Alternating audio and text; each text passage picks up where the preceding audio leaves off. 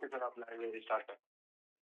Hello everyone, good evening. I hope आप लोगों का मेरा ऑडियो आप सब लोगों को मेरा ऑडियो और वीडियो ठीक तरीके से दिख रहा होगा। एक बार कंफर्म कर दीजिए चैट बॉक्स में कि सब ठीक है आपके एंड पे। तो स्टार्ट करेंगे। Good evening, good evening, good evening. बहुत सारे बच्चे वेट कर रहे थे, काफी सारे स्टूडेंट्स इस कोर्स का वेट कर रहे हैं, काफी सारे स्टूडेंट्स क्लासेस चलने का वेट कर रहे हैं। नमस्कार, मेरा नाम विश्वदीप गोठी है और मैं आप लोगों को पढ़ाने वाला हूं computer organisation and architecture.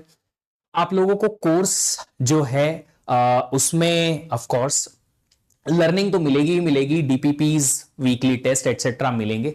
But उसके साथ ही साथ सबसे इंपॉर्टेंट चीज जो इस कोर्स में हम लोग करेंगे वो ये करेंगे कि हम लोग क्वेश्चन को कैसे अटेम्प्ट किया जाता है, ये सीखना हमारे लिए सबसे ज्यादा जरूरी है। क्योंकि गेट एग्जाम में जो हमारा प्राइम फोकस होता है वो होता है कि जब गेट एग्जाम हम लिखें, कोई क्वेश्चन हमारे सामने आए तो उस क्वेश्चन को हम सॉल्व कर पाए। मैं यूजुअली जिस तरीके से पढ़ाता हूं उसका एक थोड़ा सा ग्लिम्स आपको दे देता हूं, ताकि हम लोग जिस लेक्चर को जब आगे बढ़ाएंगे या लेक्चर सीरीज को आगे बढ़ाएंगे, इस कोर्स को आगे बढ़ाएंगे, तो आप मेरे साथ सिंक कर पाए। ठीक है। तो पहली चीज जो है आप लोगों को जो करना है वो ये करना है कि आप लेक्चर देखते वक्त नोट्स नहीं बनाएंगे। नोट्स जो पीडीएफ है आपको वो तो मिल ही जाएगी, बट साथ ही साथ आप लोगों को लेक्चर देखते वक्त नोट्स बिल्कुल नहीं बनाने हैं। क्योंकि अगर आप लेक्चर देखते वक्त नोट्स बनाएंगे तो आप लोगों को ध्यान भटक जाएगा और फिर जो मैं एक्सप्लेन करूंगा वो समझ नहीं आएगा। तो प्लीज कोशिश करिएगा नोट्स आप बाद में बनाएं। जब लेक्चर फिनिश हो जाए उसके बाद एक बार दोबारा देख लो पीडीएफ डाउनलोड करके, और उसमें आप नोट्स को थोड़ा सा एडिट कर लो। अगर आपके पास प्रिंट करने का ऑप्शन है तो प्रिंट करके उसी के ऊपर लिख लो, या आपने खुद से जीरो से नोट्स बनाओ, बट नोट्स बनाइएगा। दूसरी चीज जो मैं आपसे हमेशा चाहूंगा वो ये चाहूंगा कि आप सब लोग डेली रिवीजन करके आइए। जो भी पढ़ेगा बच्चा इस कोर्स को, उसको ये मैंडेटरी है कि आज जो पढ़ाया है मैंने वो अगले दिन की क्लास के पहले आपको रिवाइज करके आना ही आना है। बिना रिवीजन के आप सब लोग अगर आएंगे तो लर्निंग आप ही डिफिकल्ट होगी। क्योंकि मुझे तो आता है, याद भी है, मैं तो पढ़ा दूंगा कि बेटा कल मैंने पढ़ाया था, परसों मैंने पढ़ाया था, बट आपको दिमाग में अगर रहेगा कि हाँ सर ने ये पढ़ाया था, तो आगे की चीजें ज्यादा अच्छे से क्लियर हो जाएंगी। जब मैं डीपी भी दूंगा उसके सॉल्यूशन भी प्रोवाइड करूंगा, वो सॉल्व करके लाइए। और इसके साथ कोशिश करूंगा कि ऑफ द रिकॉर्ड मतलब कि जो क्लासेस रेगुलरली चल रही हैं उसके अलावा आप सब लोगों को आपकी जो डाउट्स आएंगे वो डाउट्स जो हैं वो क्लियर कर दिए जाएं। अब काफी सारे स्टूडेंट्स जो हैं वो बोलेंगे कि सर हमें तो कुछ नहीं आता है। ऐसे बच्चे बोलेंगे सर हमको तो कुछ नहीं आता। बेटा हमारा काम ही तो है सिखाना, हम सिखाएंगे, जीरो से सिखाएंगे, एकदम हीरो तक सिखाएंगे। बस आपको पेशेंस चाहिएगा कि आप थोड़ा सा पेशेंस रखें, प्लस थोड़ी सी मेहनत एक्स्ट्रा करनी पड़ेगी। क्योंकि आपको कुछ भी नहीं आता है ऑफ कोर्स, तो जीरो से लर्निंग को आगे बढ़ाने में टाइम लगेगा। अच्छा, आपसे ज्यादा प्रॉब्लम उन बच्चों को आएगी जिन्होंने गलत तरीके से सीखा हुआ है, तो पहले उनको अनलर्न करना पड़ेगा, फिर रीलर्न करना पड़ेगा, तो उसमें थोड़ी सी इशू आ जाएगी। ठीक है। तो अब हमें सबसे पहले जो यहां इस कोर्स के लिए शुरू करना है वो क्या करना है, हम क्या क्या कवर करने वाले हैं। आज कुछ बेसिक सी चीजों के बारे में डिस्कस करेंगे। सबसे पहले डिस्कस करेंगे प्रीरिक्विजिट्स क्या है इस कोर्स के, क्या क्या आपको पता होना चाहिए, सीओए क्यों पढ़ना जरूरी है, कहां कहां काम आएगा, data in computers, components, binary numbers etcetera के बारे में हम बात करने वाले हैं। चलिए, तो सबसे पहले प्रीरिक्विजिट्स क्या है। देखो कोर्स ये जो है इसके पहले आपको थोड़ा कुछ पता होना जरूरी है। क्या क्या? देखो कंप्यूटर में क्या क्या यूज होते हैं। सीपीयू यूज होता है, मेमोरी यूज होती है, रैम, रोम, हार्ड डिस्क। एचडीडी का फुल फॉर्म होता है hard disk drive. IO device क्या होती है, कुछ आइडिया अगर आपका होगा, आपने कभी कंप्यूटर देखा होगा, समझा होगा। रैम क्या होती है, रोम क्या होती है, हार्ड डिस्क क्या होता है, अगर बेसिक आइडिया भी है तो काम चलेगा हमारा। ये बहुत इंपॉर्टेंट है, ये आपको पता होना ही चाहिए, क्योंकि मैं पढ़ा नहीं पाऊंगा। ये डिजिटल लॉजिक का एक छोटा सा टॉपिक है कि किसी नंबर को बाइनरी में कैसे रिप्रेजेंट किया जाता है, बाइनरी नंबर सिस्टम क्या होता है, कैसे वो काम करता है, डेसिमल नंबर सिस्टम क्या होता है, हेक्साडेसिमल नंबर सिस्टम क्या होता है, ये सब आपको पता होना चाहिए। ठीक है। आप थोड़ा सा बेसिक सा आइडिया कहीं से अगर ले लेंगे, हार्डली 1 घंटा आपको लगेगा और आपका काम बन जाएगा। अगर कोई बच्चा फर्स्ट ईयर सेकेंड ईयर में है, सेकेंड ईयर में है तो उसने फर्स्ट ईयर में कहीं ना कहीं ये टॉपिक पढ़ा होगा अपने फर्स्ट ईयर में। हो सकता है नहीं पढ़ा है तो आराम से आप देख लीजिए बाइनरी नंबर सिस्टम क्या है, हेक्साडेसिमल नंबर सिस्टम क्या है, डेसिमल नंबर सिस्टम क्या है, इनमें आपस में कन्वर्जन कैसे होता है कि एक नंबर अगर दे रखा है डेसिमल में तो उसे बाइनरी में कैसे कन्वर्ट करेंगे, बाइनरी में है तो डेसिमल में कैसे कन्वर्ट करेंगे, बाइनरी से हेक्सा, हेक्सा से बाइनरी कैसे कन्वर्ट करेंगे, वो आपको पता होना चाहिए। फिर बात आती है कुछ डिजिटल लॉजिक के बेसिक्स, मल्टीप्लेक्सर और डिकोडर के बारे में कि आपको पता होना चाहिए कि डिकोडर कैसे काम करता है। मुझे बहुत ज्यादा डिटेल नहीं चाहिए, सिर्फ यह पता होना चाहिए कि डिकोडर कैसे काम करता है, मल्टीप्लेक्सर कैसे काम करता है। इसके लिए आपको 5 से 10 मिनट का टोटल टाइम लगेगा, 5-5 मिनट दोनों में आप आराम से पढ़ सकते हो। आज के, कल के, अगले 2-3 दिन के लेक्चर्स में तो इतना ज्यादा, अगले 2 दिन स्पेशली इतना ज्यादा इनका यूज नहीं आएगा, तो आप थोड़ा सा टाइम निकालिए और एक बार पढ़ लीजिए। कोई इशू आता है तो मेरा पास टेलीग्राम चैनल आपका अवेलेबल है, आपके लिए मेरा टेलीग्राम चैनल अवेलेबल है विश्वदीप सर PW के नाम से, वो आप वहां पे एक्सेस कर सकते हो और वहां पे डाउट जो है ड्रॉप कर सकते हो अगर इनमें कोई इशू आपको आता है तो। ठीक है, अब बात आती है ये चीजें जो आपको याद रखनी है, ये आपको लाइफ टाइम याद रखनी है। लाइफ टाइम मतलब गेट की प्रिपरेशन का लाइफ टाइम, ये बहुत जरूरी है। जब बच्चा क्वेश्चन सॉल्व करता है, सर आपने यहां पे किलो को क्या ले लिया, मेगा को क्या ले लिया, टेरा को क्या ले लिया, ये सब जो है कोर्स शुरू होने के पहले ही मैं बता देता हूं। जब भी कोई क्वेश्चन आएगा, क्वेश्चन में जब हम कैलकुलेशन करेंगे तो के कैपिटल के, किलो, एम मेगा, जी गीगा, टी टेरा, ये हम यूज करेंगे। किलो को हम 10 की पावर 3000 भी लिख सकते हैं, 2 की पावर 10,024 भी लिख सकते हैं। सर अब दोनों में डिफरेंस क्या है, कब यूज करेंगे किलो को 10 की पावर 3 और 2 की पावर 10 में से, दोनों में से कौन सा यूज करेंगे? आप इंटरचेंजेबली यूज कर सकते हो। कब? जब आपका कैलकुलेशन टाइम में रहेगा तो इनको 10 की पावर में कैलकुलेट करो। जब आपका कैलकुलेशन बिट्स में या बाइट्स में या एड्रेसेस आप अगर कैलकुलेट कर रहे हो या कुछ और चीजें कैलकुलेट कर रहे हो तो आप इनको 2 की पावर में लोगे। देखो ये एक्सपीरियंस के बेसिस पे स्लोली स्लोली आपको ऑटोमेटिकली समझ में आ जाएगा कि कहां क्या यूज करना है, बट एट बेसिक लेवल आपको ये याद रखना है। अगर अब कुछ देर बाद हमने क्वेश्चन सॉल्व किया और मैंने लिखा कि ये किलो 2 की पावर 10, अगर किसी बच्चे ने पूछा तो फिर मैं ये समझूंगा कि आप सिर्फ टाइम पास कर रहे हो, लर्निंग नहीं कर रहे, है ना। और जो बच्चे मुझे जानते हैं वो समझते हैं कि मैं अपने स्टूडेंट्स को क्या बोलता हूं, है ना। फिर तुम चमन की गिनती में आ जाओगे, चमन तो हो तुम, पर उनकी गिनती में आ जाओगे। चमन का मतलब मेरे प्यारे विद्यार्थी जो लर्न करना चाहते हैं बट लर्न हो नहीं रहे, मतलब लर्निंग हो नहीं रही। मेगा, मेगा को हम 2 की पावर 20 या 10 की पावर 6 कुछ लिखेंगे, गीगा ये, तेरा ये। अब यूजुअली हम ये 3 ही यूज करेंगे सबसे ज्यादा, पर आपके दिमाग में ये होना चाहिए, आपके दिमाग में ये होना चाहिए। ठीक है, चलिए ये कुछ बेसिक सी चीजें हैं। अच्छा, इसके अलावा एक और क्वेश्चन मैं आपसे पूछना चाहता हूं, वो ये है, सर बिल्कुल भी चैट नहीं देखेंगे, चैट तो हम देख रहे हैं, बट चैट में देखने लायक जब टाइम आएगा तब आपसे बातें भी करेंगे बेटा, है ना। पहले कुछ छोटा मोटा पढ़ तो लें, फिर आपसे बात करने का टाइम आएगा तो बातें भी करेंगे, कनेक्शन भी बनाएंगे, है ना। 2 की पावर्स आपको पता है? अगर नहीं पता है तो पता होनी चाहिए। 2 की डिफरेंट डिफरेंट पावर्स होती हैं, 2 की डिफरेंट डिफरेंट पावर्स होती हैं। 2 की पावर 1 क्या होता है, 2 की पावर 2 क्या होता है, 2 की पावर 3 क्या होता है। इनको तो ऐसे रट्टा मार लो कि अगर तुमको आधी नींद में कोई उठाए और पूछे 2 की पावर 4 बता दो तो खटाक से आंसर आ जाए। कोई पूछे 32 इज 2 की पावर व्हाट, तो तुम नींद में से उठ के सबकॉन्शियस माइंड से बोल सकते हो कि इसका आंसर ये आएगा। इतना आपको इसको बार बार यूज कर करके अपने दिमाग में, टिप ऑफ द माइंड, मतलब अपना बर्थ डेट भूल जाओ पर ये मत भूलना, इतना याद रखना है, क्योंकि ये कोर्स सीओए में याद आएगा, डिजिटल लॉजिक में काम आएगा, ओएस में काम आएगा, कंप्यूटर नेटवर्क में काम आएगा, दूसरी जगह भी काम आ सकता है। 2 की पावर्स बहुत काम आएंगी। 2 की पावर 4 कितना होता है, टाइप करो 16, 2 की पावर 5 32, 2 की पावर 6 64, 2 की पावर 7 128, 2 की पावर 8 256, 2 की पावर 9 512, 2 की पावर 10,024। आप 2 की पावर 16 तक तो कम से कम याद रख ही लेना। ये कुछ बेसिक सी चीजें हैं जो कोर्स शुरू होने के पहले आपको पता होना मांगता है। चलिए, अब सीओए हम पढ़ते क्यों हैं?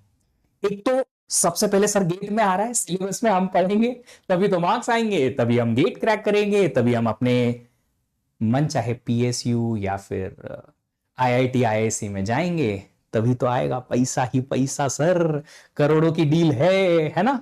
देखो, सीओए में एक्चुअल में हम पढ़ते क्या है?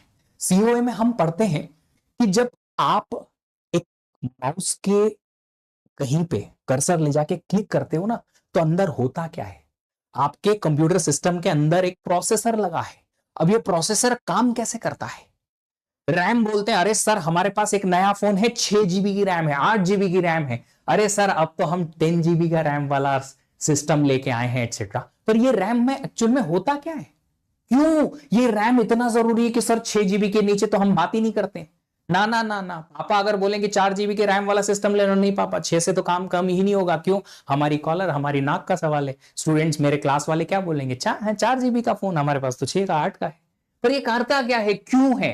तो आपको पता होना चाहिए कि कंप्यूटर वर्क कैसे करता है इंटरनली। क्यों?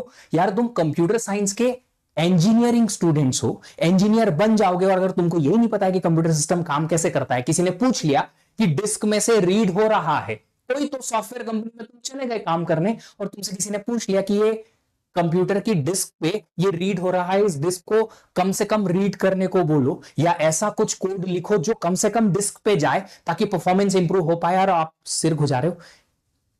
डिस्क पे एक्सेस से या डिस्क को रीड करने से क्या परफॉर्मेंस कम हो जाता है? ये पता भी तो होना चाहिए ना कि ऐसा कुछ होता है। इसके लिए ये कोर्स जो है बहुत इंपॉर्टेंट है, इसकी लर्निंग, ना स्टडी नहीं, लर्निंग बहुत जरूरी है। दूसरे courses like compiler design, programming, OS से ये किस तरीके से कनेक्टेड रहता है ये हम सीखेंगे। फिर रियल वर्ल्ड डेवलपमेंट जो होता है डेटाबेस मैनेजमेंट सिस्टम में, आप बोलोगे सर डीबीएमएस नाम के कोर्स में इसकी क्या जरूरत? बेटा जी, कोई भी सॉफ्टवेयर एप्लीकेशन आप चलोगे तो कंप्यूटर पे, कोई भी सॉफ्टवेयर बनाओ चलाओगे तो कंप्यूटर पे, और कंप्यूटर पे चलाओगे तो कहीं ना कहीं सीपीयू, रैम, डिस्क उसमें आएगा, राइट? और अगर वो यूज में आया तो उस सॉफ्टवेयर को चलाने में आपको सीओए की नॉलेज की जरूरत पड़ेगी। तो डेटाबेस मैनेजमेंट सिस्टम जो एप्लीकेशन होती है, डीबी टूल्स जो होते हैं, वो जब चलते हैं उसमें परफॉर्मेंस इंप्रूवमेंट के लिए, क्वेरी प्रोसेसिंग के लिए, क्वेरी को ऑप्टिमाइज करने के लिए आपको इसका नॉलेज होना जरूरी होता है। ठीक है? और हार्डवेयर डिजाइन, जब आप हार्डवेयर डिजाइन करते हैं तो सीओए का नॉलेज ऑफ कोर्स हार्डवेयर तो है ही। आईओटी जो कि one of the prominent topic है फ्यूचरिस्टिक के लिए, उसके लिए भी आपको इसकी जरूरत पड़ेगी। कहीं ना कहीं आपने micro controller, micro processor word सुने होंगे, वो यहां पे आपको काम आएंगे। तो ये कोर्स जो है काफी सारे कोर्सेस के लिए एक बेस का काम करता है, जो आपको काफी मदद करेगा दूसरी चीजें सीखने में। ठीक है, चलिए ओके,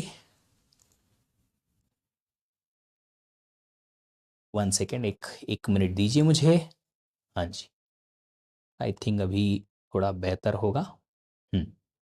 चलिए आगे बढ़ते हैं और ये चीज समझते हैं कि कंप्यूटर ऑर्गेनाइजेशन आर्किटेक्चर जो कोर्स है इसका मीनिंग क्या है। देखो, ये जो कोर्स है पूरा, इसको 2 पार्ट में डिवाइड किया गया है। एक है कंप्यूटर आर्किटेक्चर और एक है कंप्यूटर ऑर्गेनाइजेशन। ये आर्किटेक्चर पहले आएगा, फिर ऑर्गेनाइजेशन आएगा। ठीक है, 2 पार्ट है। हमारा जो सिलेबस है उसमें इसका पार्ट हेवी है, ज्यादा है, और ज्यादा सिलेबस भी इसी का ही है, ज्यादा क्वेश्चन भी यहीं से आते हैं और इजी भी है। Oh no, I am really sorry, मैं उल्टा लिख दिया, not architecture, organization, this is heavy. कहां आ गए भैया हम? ना ना ना ना ना, I am relatively new for this, so हो सकता है ऐसा कुछ हो जाए। ये है हैवी, ऑर्गेनाइजेशन हैवी, ये लिखते ऑर्गेनाइजेशन पहले है, बट पहले आर्किटेक्चर हम पढ़ेंगे। ये थोड़ा छोटा टॉपिक है रिलेटिवली इन आर सिलेबस, पर इसको हम पहले सीखेंगे। ऑर्गेनाइजेशन हम बाद में सीखेंगे, क्योंकि जब तक आर्किटेक्चर समझ नहीं आएगा ऑर्गेनाइजेशन समझ नहीं आएगा। पर ये होता क्या है? आर्किटेक्चर वर्सेस ऑर्गेनाइजेशन में क्या डिफरेंस है, क्यों है, इसको बहुत क्विकली एक छोटे से एग्जांपल से समझते हैं। मान लो आप लोगों की बढ़िया सी जॉब लग गई, खुश तो हो ही सकते हो, इमेजिन तो कर ही सकते हो, जॉब लग गई, ढेर सारा पैसा मिला है हमें, एडवांस भी मिल गया, बहुत सारी सैलरीज भी इकट्ठी हो गई, अब बनाना है घर, जिसकी हम बहुत टाइम से, बहुत सालों से इंतजार कर रहे थे कि पेरेंट्स को एक बढ़िया सा घर बना के गिफ्ट करेंगे एटसेट्रा। तो एक बनाना है घर, उसके लिए हमने ले लिया है प्लॉट। अब क्या डायरेक्टली आप घर बनाना, कंस्ट्रक्ट करना शुरू कर देंगे, यस और नो? बोलो, क्या आप डायरेक्टली घर बनाना शुरू कर दोगे? अरे सर, जब तक घर का डिजाइन नहीं मिलेगा, एक बेसिक लेआउट नहीं मिलेगा कि कितने बाय कितने का प्लॉट है, कितने कमरे बनाने हैं, एंट्री कहां से होगी, किधर दरवाजा खुलेगा, कौन सा रूम कहां होगा, लिविंग रूम कहां होगा, डाइनिंग कहां होगा, किचन कहां होगा, एटसेट्रा एटसेट्रा, ये डिजाइन बनाना जरूरी है कि नहीं है? यस। तो पहले तो हम घर का डिजाइन बनाएंगे ना। यार मुझे आप लोगों का चैट क्यों नहीं दिख रहा है? अच्छा, ये चैट जो है वो एक जगह स्टैग्नेंट हो गया है, बिल्कुल। हाँ, अभी दिखा। Yes yes yes. तो क्या हुआ, आप सब लोगों को पहले घर का डिजाइन बनाना पड़ेगा। जब डिजाइन बन जाएगा तो फिर आप, जो भी आपका सुपरवाइजर पर्सन है या जो इंप्लीमेंट करने वाला बंदा है, क्या बोलते हो हिंदी में, मिस्त्री, कारीगर, जो भी आप बोलते हो, है ना, उसको दोगे, ले भाई बना। कंस्ट्रक्टर जो है आपका, उसको दोगे, लो भाई बना। तो वो क्या करेगा, डिजाइन देखेगा और फिर घर बना देगा, इंप्लीमेंट करेगा उस डिजाइन को, है ना? सही बात है, एग्जैक्टली यही चीज है। अब इमेजिन करिए कि आप इंटेल जैसी कंपनी में या एप्पल की कंपनी में, एप्पल ऑफ कोर्स सब जानते हैं, ऐसी कंपनी में एक ऐसी टीम के लिए काम कर रहे हो जहां पे नया प्रोसेसर डिजाइन होता है, नया प्रोसेसर का चिप डिजाइन होता है। अब अगर नया प्रोसेसर, प्रोसेसर मतलब सीपीयू, एक नया कंप्यूटर डिजाइन होता है जो कि पहले से बेहतर हो, जैसे कि अभी अभी अगर आप मैकबुक के लिए थोड़ा सा अवेयर हो तो आप लोग को पता होगा कि मैकबुक में M1 M2 M3 चिप्स आती हैं, अलग अलग लेवल की। इंटेल में जनरेशन अलग अलग होती हैं, i5 i3 i7 प्रोसेसर्स की अलग अलग जनरेशन होती है, राइट?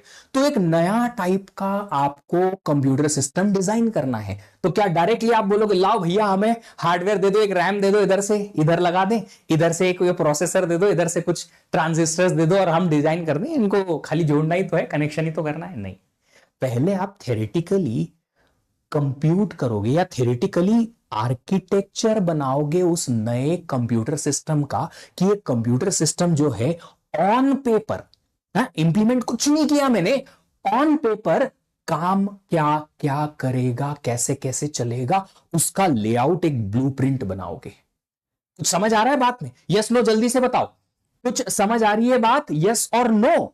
अगर यस तो जल्दी से यस लिखो, मुझे समझ आना चाहिए कि आप लोगों को समझ आई बात। तो अगर एक नया कंप्यूटर बनाना है तो पहले उस कंप्यूटर का एक क्या बनाएंगे, एक बेसिक ब्लूप्रिंट बनाएंगे कि ये नया जो टाइप का कंप्यूटर है जिसको मैं बनाने की सोच रहा हूं, उसका बेसिक ब्लूप्रिंट क्या है, इसमें क्या क्या आएगा, क्या एक सीपीयू आएगा, क्या इसमें रैम लगेगी, क्या इसमें कीबोर्ड, मॉनिटर और माउस जैसे इनपुट आउटपुट डिवाइसेस की जरूरत पड़ेगी जिससे हम स्क्रीन पे कुछ देख सकें या इनपुट दे सकें एटसेट्रा। क्या क्या इसमें कंपोनेंट होंगे, पहले तो ये हमें डिसाइड करना पड़ेगा। फिर और क्या आगे, ये कंपोनेंट करेंगे क्या?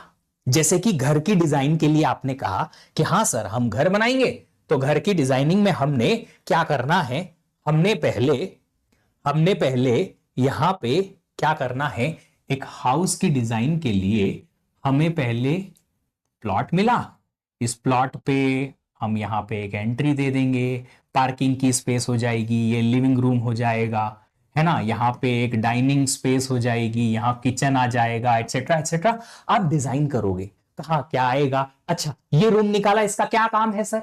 तो आप लिखोगे ना भैया ये डाइनिंग स्पेस है, यहां पे डाइनिंग होगी, ये लिविंग रूम है, यहां पे सोफा एटसेट्रा लगेगा, कोई गेस्ट आता है तो उन्हें यहां पे बिठाया जाएगा, उनको पानी समोसा यहीं दिया जाएगा। इसी रूम में ये पता चलेगा आपको कि मम्मी ने कुकीज छुपा के रखे थे जो हमको नहीं पता थे, अच्छा ये भी घर में थे, मेरे को तो बताया नहीं, खाने नहीं दिए एटसेट्रा, ये वाला रूम रहेगा।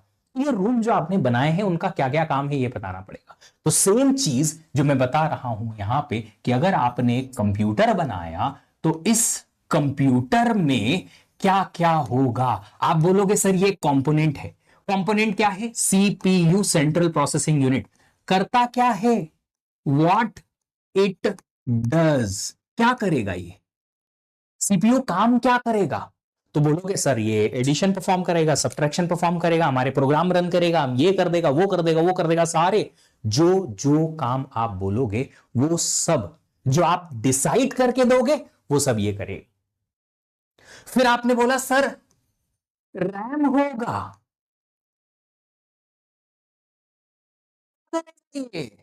बताओ। सर आपने कहा एक और आईओ, इनपुट आउटपुट डिवाइसेस, जिससे आप इनपुट लेंगे अपने सीपीयू के लिए, कंप्यूटर सिस्टम के लिए, या जिससे आप आउटपुट लेंगे, डिस्प्ले कराएंगे, प्रिंट कराएंगे, या स्पीकर लगाएंगे, जो भी जिससे भी आप इनपुट और आउटपुट प्रोवाइड कराएंगे अपने कंप्यूटर को। क्या करेगा? क्या करेगा ये? एग्जैक्टली ये क्या करेगा ये आपको आर्किटेक्चर में डिसाइड करना है। तो कंप्यूटर आर्किटेक्चर में क्या है? यहां पे फॉर्मल डेफिनेशन लिखी हुई है। It's a conceptual design. On paper आप डिजाइन करोगे कंसेप्चुअली कि कंप्यूटर सिस्टम जो नया आप बनाने वाले हो वो क्या करेगा। And fundamental operational structure. Fundamental operational structure का मतलब है कि आप बताओगे कि भैया ये सीपीयू है, ये आईओ है, ये रैम है, ये क्या करेंगे। हवन नहीं करेंगे, यहां पे कुछ कुछ काम करेंगे, है ना। मतलब क्या करेंगे से सर की टोन में, अरे हवन करेंगे हवन करेंगे गाने लग गए, नहीं नहीं। ये इनका ऑपरेशन क्या है? ऑपरेशन क्या है मतलब ये क्या काम करेंगे। सीपीयू क्या करेगा, रैम क्या करेगी, अलग अलग डिवाइसेस जो आप लगा सकते हो वो क्या क्या काम करेंगे, ये आपको यहां पे आर्किटेक्चर में डिसाइड करके बताना है। इंप्लीमेंट कुछ नहीं किया, ऑन पेपर कुछ नहीं आया, खाली प्लानिंग बनी है ये। जैसे आप लोगों ने गेट की प्लानिंग बनाई, इतना इतना कर लेंगे, ऐसे ऐसे ऐसे ऐसे हो जाएगा, रैंक आ जाएगी, मास्टर्स में चले जाएंगे, करोड़ों रुपए कमा लेंगे, है ना। वो जो प्लानिंग है वही आर्किटेक्चर डिजाइन है अभी। ठीक है, तो आर्किटेक्चर में आपने क्या किया, ये कर दिया। बट थोड़ा सा इसमें ट्विस्ट है। और वो क्या है? ट्विस्ट ये है कि भैया जब आप बोलोगे कि हमारे पास ये सीपीयू है और ई सीपीयू वा का काम करता है हमने बताना है, तो ये काम जो करता है उसका ऑन पेपर आपको डिजाइन बताना है। आप बोलोगे सर ये क्या होता है?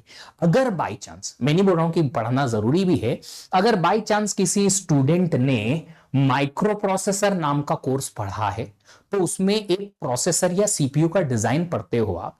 8085 माइक्रो प्रोसेसर या 8086 माइक्रो प्रोसेसर आप पढ़ते हो।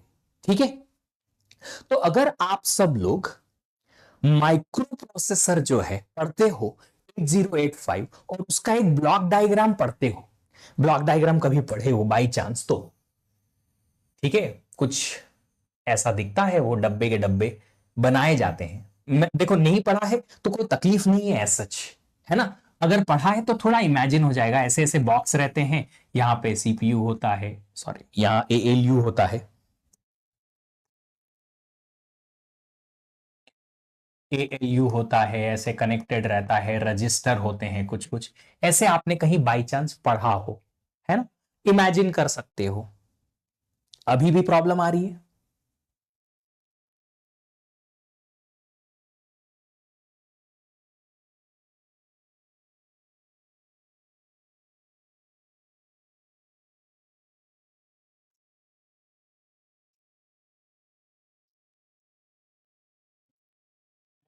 नहीं, हाँ नहीं, चलो अभी थोड़ा सा जो आज का है बेसिक वाला कवर कर लेते हैं, मैं कल से इसको इसको थोड़ा सा ठीक कर लूंगा, ऑल क्लियर है ना। चलिए, तो मैं क्या कह रहा था कि अगर बाई चांस माइक्रो प्रोसेसर पढ़ा है तो उसमें आप ब्लॉक डायग्राम पढ़ते हो, वो ब्लॉक डायग्राम ही है आर्किटेक्चर, कि सीपीयू के अंदर की डिटेल डिजाइन बतानी है। अब आप इमेजिन तो कर नहीं सकते, हाँ। तो एक चीज जो आपको यहां समझनी है वो ये है कि सीओए का कोर्स पढ़ना इज समथिंग लाइक एक थ्रिलर मूवी देखने जाना, थिएटर में, वो भी, और वो भी अकेले, किसी दोस्त के साथ नहीं, कोई पहचान वाला नहीं। अब देखो, क्या थ्रिलर मूवी में सारे सस्पेंस पहले मिनट में या पहले घंटे में ही क्लियर हो जाते हैं? नहीं। अगर 3 आवर्स की मूवी है तो आपको पूरे के पूरे सस्पेंस पूरे 3 घंटे में ही समझ में आएंगे? क्या हर एक लिंक जो यहां से यहां दिखाई जाती है, पहले घंटे में दिखाई जाती है, क्या आपको हर चीज कनेक्ट हो जाती है हर बार? नहीं।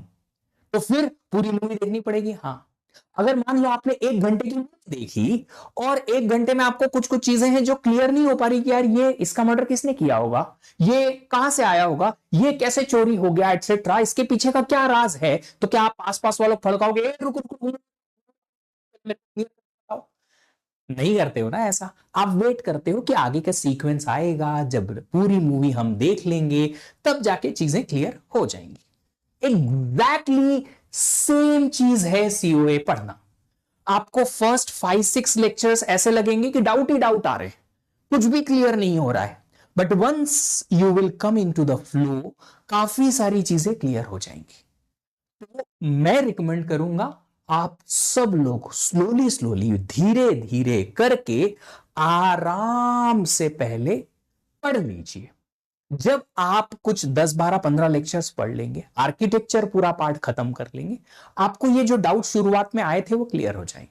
सर ऐसा क्यों नहीं हो सकता, ऐसा क्यों हो रहा है, सारी चीजें क्लियर हो जाएंगी, एवरीथिंग। ठीक है।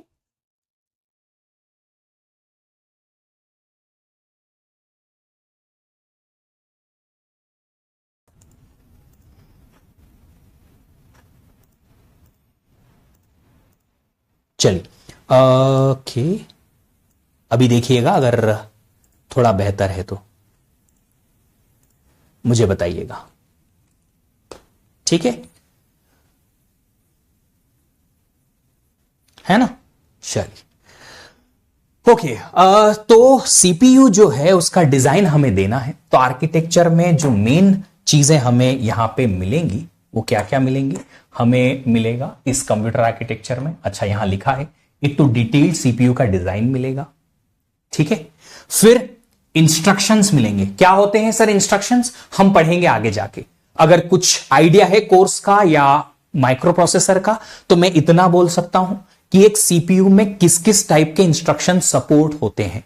वो इंस्ट्रक्शंस जो हैं वो सारे के सारे आपको आर्किटेक्चर डिजाइन के टाइम पे बताने हैं कि आपका सीपीयू एडिशन टाइप का इंस्ट्रक्शन सपोर्ट करेगा कि नहीं करेगा, सब्ट्रैक्शन का टाइप का इंस्ट्रक्शन सपोर्ट करेगा कि नहीं करेगा, डिवीजन का करेगा कि नहीं करेगा, किस किस टाइप के इंस्ट्रक्शन सपोर्ट कर सकता है एक सीपीयू, वो यहां पे आपको दिया जाना चाहिए, आर्किटेक्चर डिजाइन के टाइम पे दिया जाना चाहिए। ठीक है।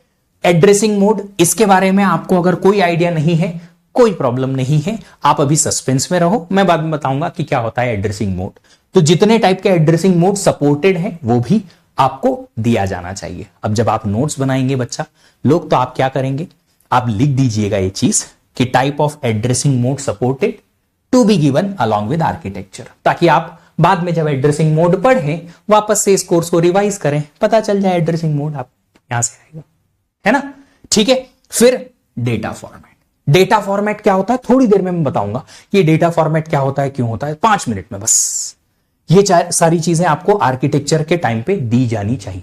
मतलब आप एक सीपीयू जब डिजाइन करेंगे आपको ये सारी चीजें पता होंगी, मतलब दी जानी चाहिए। अगर आप नया कंप्यूटर डिजाइन करोगे ये चारों चीजें आपको देनी पड़ेंगी एक सीपीयू एक कंप्यूटर के लिए। अब ऑर्गेनाइजेशन की बात करते हैं। आपने एक ब्लूप्रिंट तो बना दिया घर का, जी ये रहा ब्लूप्रिंट, है ना? या ये घर का ब्लूप्रिंट, थोड़ी देर पहले मैंने बताया था कि इसमें किचन होगा एटसेट्रा एटसेट्रा। अब इसको इंप्लीमेंट करो। अब इंप्लीमेंट करेंगे तो फिर हमें लगेगा ऑर्गेनाइजेशन। भैया इंप्लीमेंट करेंगे तो दीवारें जो हैं वो किस चीज की बनानी है, ईंट की बनानी।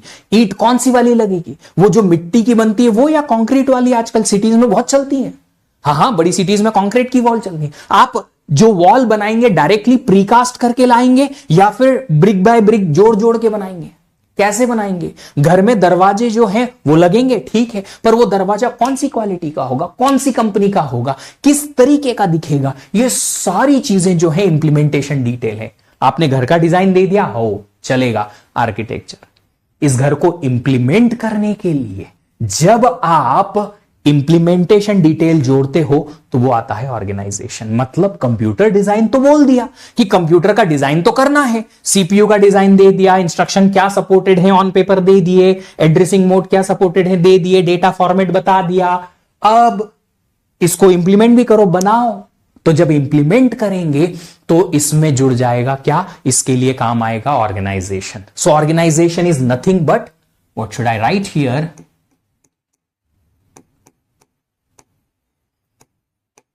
Implementation of what, the computer architecture. जो आपने आर्किटेक्चर में डिसाइड किया कि ये कंप्यूटर बनना है, इसको आप इंप्लीमेंट करेंगे. ठीक है, चलिए अभी इंप्लीमेंट करेंगे. हां, इंप्लीमेंट कर देंगे, अच्छी बात है. तो इंप्लीमेंटेशन में क्या आएगा, सीपीयू बोला आपने, सीपीयू बनेगा. पर ये सीपीयू जो है वो सीपीयू कैसे बनेगा, कैसे इंप्लीमेंट होगा, उसका फिजिकल वर्णन, पूरा फिजिकल डिवाइसेस से रिलेटेड वो डील करता है ऑर्गेनाइजेशन. अब आपने सीपीयू तो बना दिया, आपने रैम मेन मेमोरी बना दी, आईओ डिवाइसेस बना दिए, पर ये आपस में कनेक्ट कैसे करेंगे. आपने मान लो कहा कि मेरे पास एक सीपीयू है, मेरे पास एक रैम है, मेरे पास एक नहीं बहुत सारी अलग अलग टाइप के आईओ डिवाइसेस हैं. ये आर्किटेक्चर पार्ट में डिसाइड किया, सीपीयू क्या करेगा, रैम क्या करेगी, ये क्या करेगी, डिसाइड कर लिया. अब आप कहते हैं कि हम इन्हें इंप्लीमेंट करेंगे, फिजिकली इंप्लीमेंट करेंगे. तो ये सीपीयू डिजाइन करने के बाद इंप्लीमेंट करना, फिजिकल डिवाइस लगाना, that is being dealt by what, organization. RAM क्या होगी, आईओ डिवाइसेस कैसे होंगी, फिर ये आपस में कम्युनिकेट कैसे करेंगे. रैम को सीपीयू से जोड़ेंगे, हां जोड़ेंगे. कैसे ये सीपीयू इस रैम से इंटरैक्ट करेगा, कैसे ये सीपीयू इस आईओ से इंटरैक्ट करेगा, कैसे ये रैम इससे इंटरैक्ट करेंगी, ये कहां डिसाइड करोगे, ये डिसाइड करोगे आप यहां ऑर्गेनाइजेशन में. Deals with physical devices, physically कैसे बनाओगे उसे वो, एंड देयर इंटरकनेक्शन, आपस में कैसे कम्युनिकेट करेंगे. अच्छा भैया, किचन से आप लिविंग रूम में जाओगे कैसे, दरवाजा बनाना पड़ेगा, है ना, राइट.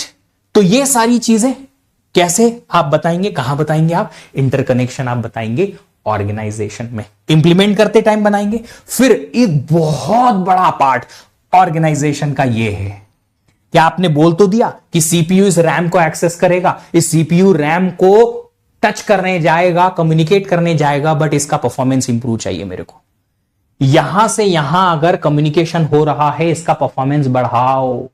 अब जो कंप्यूटर सिस्टम बेसिक भी जानता है, कभी बाई चांस कुछ नाम सुना है तो उसने सुना होगा एक वर्ड कैश, सुना है, बहुत क्वेश्चन आता है गेट में इसमें से.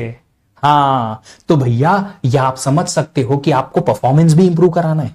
इस ऑर्गेनाइजेशन का पार्ट है कि जब आप इस आर्किटेक्चर को इंप्लीमेंट करो तो आपका पर्सपेक्टिव होना चाहिए कि आप परफॉर्मेंस इंप्रूव कराने जाओ. इंप्रूव कराने के लिए क्या करोगे, बहुत सारी टेक्निक्स है. सीपीयू रैम से इंटरैक्ट करे, इसका परफॉर्मेंस इंप्रूव करने के लिए कैश लगती है. सीपीयू आईओ डिवाइसेस से इंटरैक्ट करे, परफॉर्मेंस इंप्रूव करने के लिए इंटरप्ट मोड आता है. 1 मार्क मिल गया भैया तुमको गेट में. क्यों, क्योंकि इसी साल गेट में इसका क्वेश्चन आया था कि इंटरप्ट मोड जो है अच्छा परफॉर्म करता है, यही वाला ऑप्शन था करेक्ट वाला. हाँ, 1 मार्क का क्वेश्चन था इस बार की गेट में. यस, आईओ डिवाइस और रैम इंटरैक्ट करेंगे, हां कर सकते हैं, और इसके लिए लगता है डीएमए. ये सारी चीजें आप लोगों को एलियन टाइप लग रही होंगी, है ना, एलियन टाइप लग रही होंगी ना. अरे सर क्या बोल रहे हो, ये सब एक एक करके आएगा बच्चा. मैं अभी आपको एक बेसिक आइडिया दे रहा हूं. एज अगेन मैं रिपीट करता हूं कि आप सब लोगों को ये मूवी की तरह देखना है. 10-15 लेक्चर में धीरे धीरे करके चीजें क्लियर होंगी. जब ये चीजें आएंगी आपको ऑटोमेटिकली आइडिया लग जाएगा कब कैसे क्या आएगा. कोई बात नहीं, नई टर्म्स नहीं पता है, कोई बात नहीं. अरे यार मेरे को भी नहीं पता थी, मैं तो गेट का पूरा पढ़ने के बाद में डीए में नहीं जानता था क्या होता है. पूरा गेट पढ़ लिया, आईआईएससी पहुंच गया, उसके बाद भी नहीं पता था कि डीए में क्या होता है. Don't worry about it. बहुत सारे लोग नहीं जानते थे, अब तो जानोगे. मैं हूं, पढ़ाऊंगा यार. किसी ने मेरे से पूछा था सर आपका इंट्रोडक्शन दे दो, यार बहुत बड़ा हो जाएगा.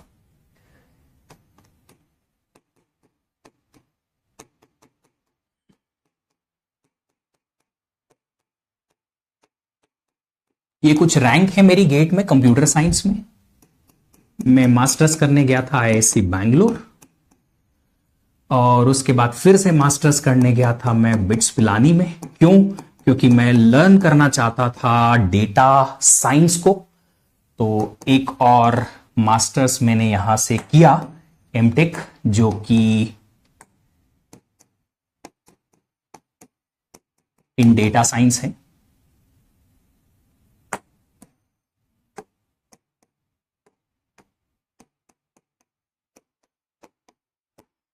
ये हुआ था 2018 से लेके 20 में, बहुत बाद में। ये जो रैंक आई थी 2010 में आई थी। मैं थर्ड ईयर में था 2009 में, तब ये रैंक आई थी।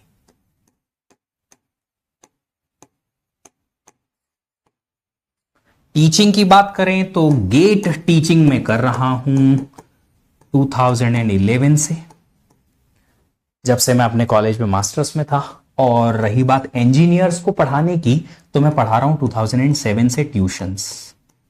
जो बच्चा बोलता है ना कि सर टाइम नहीं है, मैंने अपने फाइनल ईयर में ये रैंक निकाली है 2 घंटे पढ़ा के। कॉलेज के बाद 2 घंटे पढ़ाया, फिर अपनी क्लास गया, रात में 10 से लेके 2 बजे तक सेल्फ स्टडी किया, और फिर सुबह 7 बजे उठ के वापस कॉलेज। ये मत बोलना सर टाइम नहीं है, टाइम है। ऑप्टिमाइज करना सीखना पड़ेगा बाबू। क्यों?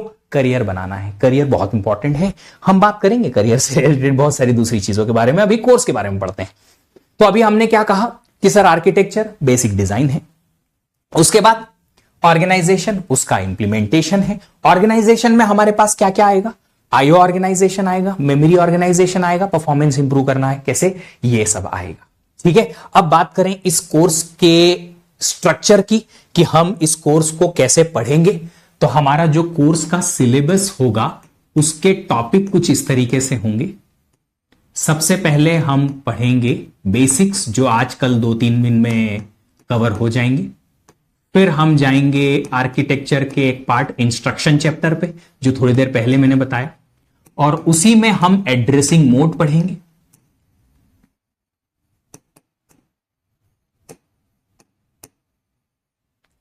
फिर तीसरी चीज इसके बाद जो हम पढ़ेंगे वो है सीपीयू ऑर्गेनाइजेशन, एंड सीपीयू के बाद उसी चैप्टर में हम कंट्रोल यूनिट पढ़ेंगे। फिर एक डेटा से रिलेटेड छोटा सा टॉपिक है जो आप डिजिटल लॉजिक में भी पढ़ते हैं, और आप सीओए में भी पढ़ते हैं। मैं पढ़ा देता हूं क्योंकि मुझे लगता है कि यार पढ़ा दो, 1-2 लेक्चर कोई एक्स्ट्रा पढ़ा भी देंगे तो कोई प्रॉब्लम है नहीं। फ्लोटिंग पॉइंट रिप्रेजेंटेशन करके एक टॉपिक आता है, वो पढ़ लेंगे।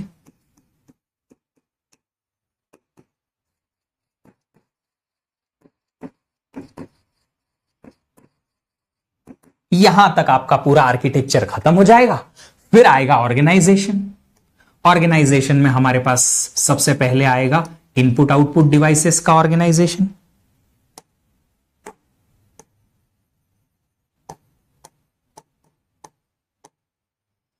फिर आएगा हमारे पास मेमोरी ऑर्गेनाइजेशन। इस मेमोरी ऑर्गेनाइजेशन में ही सबसे बड़ा टॉपिक हमारे पास रहेगा कैश, जिसमें हम बहुत टाइम स्पेंड करेंगे, करीबन 12 लेक्चर सिर्फ और सिर्फ कैश मेमोरी को पढ़ने की, 12 लेक्चर्स। और उसके बाद हम सबसे लास्ट में नहीं एक डिस्क का भी एक चैप्टर रहेगा, मैग्नेटिक डिस्क। और एट द एंड नंबर 8 पे हम पढ़ेंगे पाइपलाइन। ये हमारा पूरा फ्लो रहेगा। अब इसमें से अगर आप इंपॉर्टेंट टॉपिक को स्टार मार्क करना चाहते हो तो यहां पे स्टार की पावर n लगा दो, और यहां भी स्टार की पावर n लगा दो। मैथमेटिक्स के स्टूडेंट हो, जानते हो कि स्टार मतलब अनलिमिटेड स्टार। एक क्वेश्चन तो पक्का आएगा, 100% आएगा, ऐसा समझ लो। कैश मेमोरी से एक क्वेश्चन आएगा, पाइपलाइन से एक क्वेश्चन आएगा, आएगा ही आएगा।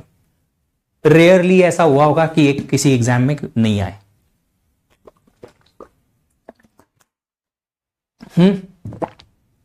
तो ये रहेगा हमारा फ्लो, है ना। इसमें से ये जो है हमारा आर्किटेक्चर का पार्ट है, कंप्यूटर आर्किटेक्चर। बचा हुआ पूरा ऑर्गेनाइजेशन का पार्ट है, इसको जल्दी कवर करने की कोशिश करेंगे। इसमें हम मैक्सिमम टाइम स्पेंड करेंगे क्योंकि क्वेश्चन यहां से आता है। अच्छा, एक चीज और हो सकता है कि मैं जो पढ़ा रहा हूं वो आपके किसी और जगह पे पढ़े हुए लेक्चर से मैच ना करे, वो 100% होगा, क्योंकि मैं आपको कन्फाइंड पढ़ाऊंगा गेट के लिए। ये वाले क्लासेस में जो गेट में इंपॉर्टेंट है या पीएसयूज के लिए इंपॉर्टेंट है उतना पढ़ेंगे, इससे ज्यादा नहीं पढ़ेंगे। मेरे को आता बहुत है, आईआईएससी में मैंने कोर्स पढ़ा है पूरा का पूरा, और काफी सारे रिसर्च पेपर पढ़े हैं, बहुत कुछ पढ़ा सकता हूं, बट पढ़ेंगे उतना जो गेट में आएगा, इससे बाहर नहीं जाएंगे, क्योंकि हमारा टारगेट गेट क्रैक करना है। कोर्स को उस लेवल पे नहीं पढ़ना कि हम रिसर्च कर लें या पीएचडी कर लें, उसके लिए फिर हम कुछ अलग देखेंगे। अगर जरूरत पड़ेगी तो मैं आपको अलग से रिसोर्सेज प्रोवाइड कर सकता हूं, अगर आपको पढ़ना है फ्री टाइम में। तो मुझे लगता है किसी के पास फ्री टाइम होगा तो उतना पढ़ेंगे जो गेट के लिए बहुत कन्फाइंड है, और उतना ही पढ़ेंगे, पर उसमें हम इस तरीके से इस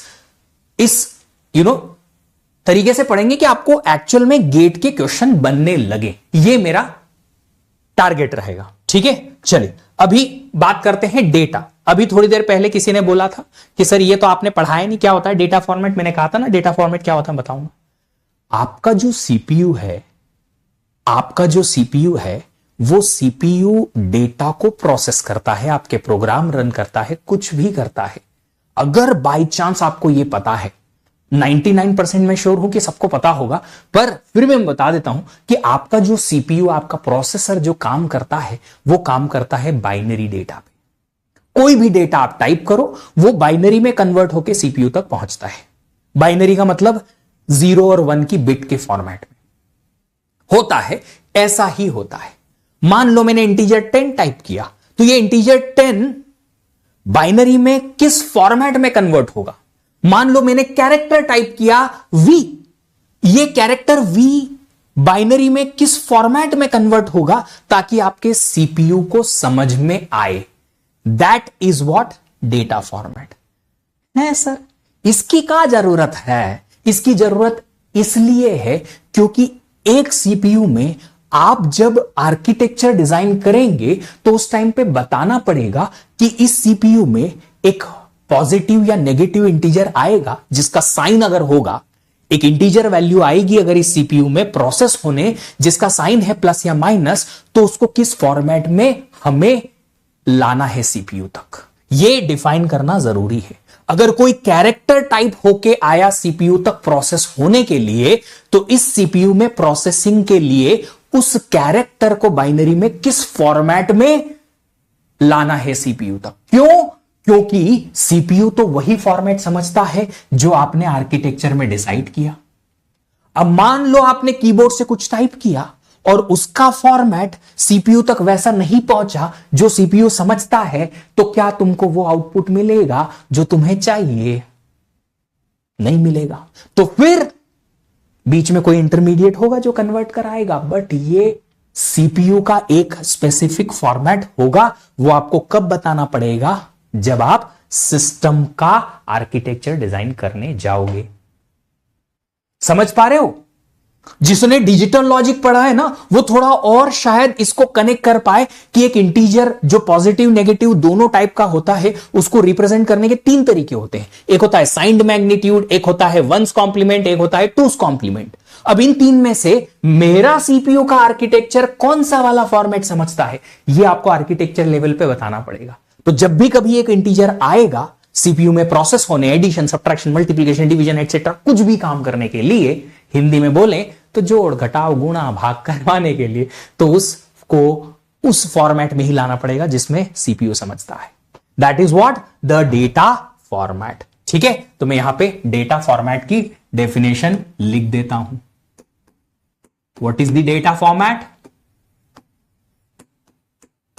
शुरुआत में कुछ 2 से 3 लेक्चर जो हैं हमारे ऐसे स्लो स्लो चलेंगे, ताकि आप लोग मेरी टीचिंग स्टाइल में थोड़ा सा मिक्स्ड अप हो जाओ। उसके बाद फिर हम अच्छा पेस में रहेंगे, बहुत ज्यादा तेज नहीं दौड़ेंगे, बहुत ज्यादा स्लो भी नहीं चढ़ेंगे, सही सही पेस में दौड़ेंगे, क्योंकि ये मैराथन दौड़नी है हमें। काफी लंबा लेक्चर सीरीज रहेगा, अप्रोक्सीमेटली 40-42 लेक्चर्स हमें इस पूरे कोर्स को कवर अप करने में लगेंगे। ठीक है, चलिए, तो डेटा फॉर्मेट जो है वो क्या होता है? The format in which data is represented in binary to process in CPU. CPU को प्रोसेस करवाने के लिए बाइनरी में डेटा को किस फॉर्मेट में आप लिखोगे, वो सब आपको डेटा फॉर्मेट बताएगा। ठीक है, चलिए अब आगे की बात करते हैं। अच्छा, एक चीज और है ना, जब आप मूवी देखने जाते हो ना, तो मूवी देखते वक्त सिर्फ मूवी पे कॉन्सेंट्रेट करते हो, है ना। ऑफ कोर्स यार, एंटरटेनमेंट होता है तो करते हैं, बट यूजुअली जब बच्चा क्लास देखने आता है ना, तो क्लास देखते वक्त दूसरी सारी चीजों की पंचायती उसे होती है। ये क्लास हाँ चल रही, ये तो फिर रिकॉर्डेड मिल ही जाएगा, हम देख लेंगे अगले 3 4 5 साल में। हैं बहुत सारे बच्चे ऐसे हैं जो 4 4 साल से प्रिपरेशन कर रहे हैं, पर उनका कॉन्सेंट्रेशन ही नहीं है लर्निंग में, तो चलता रहता है वो सालों साल। आपका काम है पढ़ना, क्लास में आए हो तो पढ़ो, दूसरी चीजों की पंचायती जो है इधर उधर की हम बाद में बात करेंगे, डिस्कस करेंगे लेटर, बट अभी इसके बारे में बात करते हैं, है ना। तो डेटा इन कंप्यूटर्स जो है वो किस किस टाइप का होता है, जो हमारा सीपीयू देखेगा, या तो एक डेटा नंबर हो सकता है, या फिर डेटा जो है कैरेक्टर हो सकता है।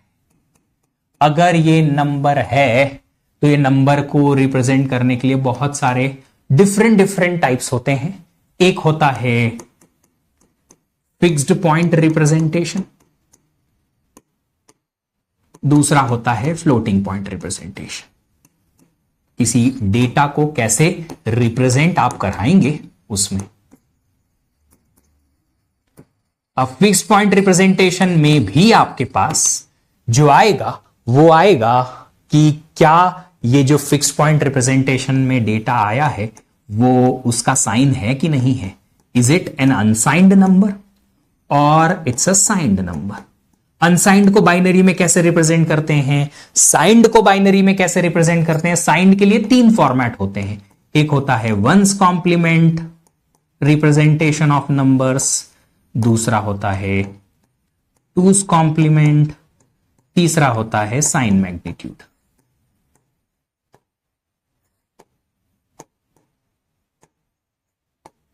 ठीक है, तो ये बाइनरी में कैसे लिखे जाते हैं, ये बाइनरी में नंबर जो डेटा आया है उसे कैसे लिखना है, बाइनरी में फ्लोटिंग पॉइंट रिप्रेजेंटेशन कैसे रिप्रेजेंट होता है, ये हमें कब बताना पड़ेगा, जब आप आर्किटेक्चर डिजाइन करोगे। इनमें से कौन सा ये किस टाइप का, इसका पूरा का पूरा फॉर्मेट आपको पहले से डिसाइड करना है, और ये आर्किटेक्चर में ही डिजाइन हो जाता है। अब ये सारी जो चीजें मैंने येलो में लिखी है ये आपके प्री रिक्विजिट में है, आपसे रिक्वेस्ट भी है कि आप प्लीज देख लीजिएगा। बाई चांस कभी अगर सीओए प्री रिक्विजिट में कहीं आपको यूट्यूब पे ही कुछ वीडियो मिल जाए तो देख लेना, नहीं तो आप जो मैंने टॉपिक के नाम बताए वो आप प्लीज सीख के आइएगा। थोड़ा सा एक बेसिक आइडिया आपको अगर लग जाएगा तो आपको काफी मदद मिलेगी इसमें, है ना। बात आती है फ्लोटिंग पॉइंट की, तो ये मैं पढ़ाऊंगा आपको, आई विल टीच, जो मैंने टॉपिक आपको बता दिया। अब बात करते हैं कैरेक्टर की। डेटा कैरेक्टर फॉर्म में अगर आया तो उसे रिप्रेजेंट करने के लिए आपके पास 2 अलग अलग रिप्रेजेंटेशंस होते हैं। एक होता है ASCII जो आप सी प्रोग्रामिंग में भी पढ़ते हैं, और एक होता है एक्सटेंडेड BCDIC। फुल फॉर्म मैं बोल देता हूं, आप लिख लेना। American standard code for information interchange, American standard code for information interchange, extended binary coded decimal interchange code. ये दोनों वो एनकोडिंग सिस्टम है जिसमें आप कैरेक्टर्स को रिप्रेजेंट कराते हो बाइनरी में। इसको सीखने की जरूरत नहीं है, सिर्फ और सिर्फ इंफॉर्मेशन बेसिस पे, दैट्स इट, है ना। चलिए, तो ये था डेटा इन कंप्यूटर सिस्टम। पर ये सब जो डेटा है वो कौन से सिस्टम में होगा, आपको सब कुछ बाइनरी में कन्वर्ट करना पड़ेगा, 0 और 1 के फॉर्मेट में, ताकि ये आपके सिस्टम में प्रोसेस हो पाए। अच्छा, एक चीज और समझना चाहता हूं, क्या आप लोगों को बिट और बाइट का डिफरेंस पता है।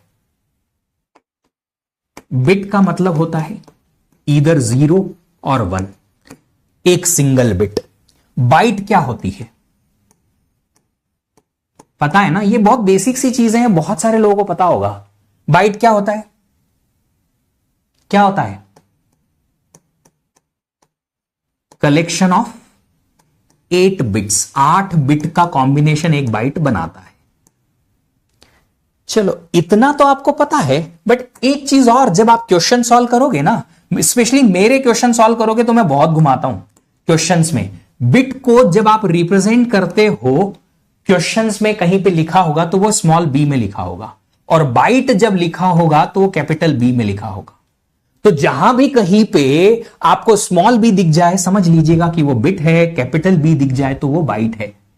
देखिएगा अगर खाली छोटा स्मॉल बी कैपिटल बी लिखा है तो यहीं पे आपको आपके इंटरनेट प्रोवाइडर जो है घुमाते हैं और बोलते हैं अरे सर हम आपको 16 MBPS का स्पीड देंगे, छोटा सा बी लिख के, और आपको बड़ा बेवकूफ बनाया जाता है यहां पे। ठीक है, इतना आपको ये पता होना जरूरी है, ये बिट्स है। ठीक है, चलिए ये बहुत बेसिक सी चीजें हैं, कुछ आपको पता होनी चाहिए। बात करते हैं बाइनरी नंबर की। ऑलरेडी मैंने बाइनरी नंबर के बारे में सब कुछ यहां पे बता दिया है। प्री रिक्विजिट के लिए आपको कहा गया है, प्लीज थोड़ा सा प्री रिक्विजिट जो है देख के आइएगा, आपको डिटेल में पता चल जाएगा कि वो क्या है, क्यों है, कैसे।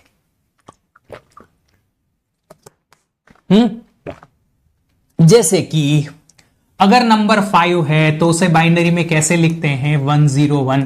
ये बाइनरी का नंबर है, इसको लिखने के लिए आप लिखते हैं बेस में 2, इस तरीके से। अगर कोई नंबर है लेट्स से 15 तो उसे बाइनरी में कैसे लिखते हैं, 1111 ऑफ बाइनरी। अगर किसी नंबर को आपको हेक्साडेसिमल में लिखना है तो कैसे लिखेंगे, ये सब जो है आप थोड़ा सा देख के आइए, है ना। चलिए आगे बात करते हैं कंपोनेंट्स ऑफ कंप्यूटर। यहां से हमारे कुछ बेसिक्स शुरू होंगे, यहां से हम थोड़ा सा नेक्स्ट लेवल जाएंगे। अभी तक हम सिर्फ और सिर्फ प्री रिक्विजिट और सिलेबस डिस्कस कर रहे थे। एक कंप्यूटर को बनाने में 3 कंपोनेंट या 3 बड़ी चीजें इन्वॉल्व होती हैं, सीपीयू, मेमोरी, आईओ डिवाइसेस। क्या होता है सीपीयू? अगर किसी ने खाली सेंट्रल प्रोसेसिंग यूनिट लिखा तब पढ़ खाएगा। ओ भाई साहब फुल फॉर्म नहीं पूछ रहा, डेफिनेशन पूछ रहा हूं मैं, बहुत अंतर होता है। इसीलिए बोलते हैं ना कि इंटरव्यू, सर इंटरव्यू अच्छा तो गया था, आंसर तो सारे कर दिए, आंसर में हमको तो लगा सब सही है, सिलेक्शन नहीं हुआ। अरे कैसे होगा, डेफिनेशन पूछ रहा हूं मैं, आप फुल फॉर्म बता रहे हो। नहीं नहीं नहीं, क्या होता है सबको पता है। सीपीयू क्या होता है? Central processing unit. एक ऐसा सिस्टम है, एक ऐसी डिवाइस है कंप्यूटर सिस्टम के अंदर जो उसका ब्रेन है, उसका हार्ट है, सब कुछ है, पूरा सिस्टम कंट्रोल करके रखता है ना। Brain of the computer, heart of the computer, जो पूरे कंप्यूटर सिस्टम का मेन पार्ट होता है, और यहां से ही पूरी प्रोसेसिंग होती है। डेफिनेशन एक्सेट्रा बच्चों वाली बातें हमको पता है बेसिकली। ये सीपीयू जो है इसमें 2 बड़े कंपोनेंट आते हैं।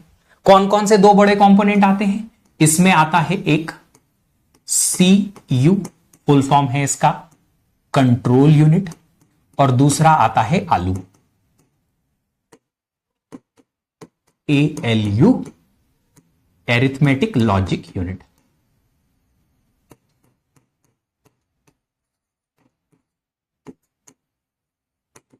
क्या काम है? कंट्रोल यूनिट जो है वो घर की मम्मी है?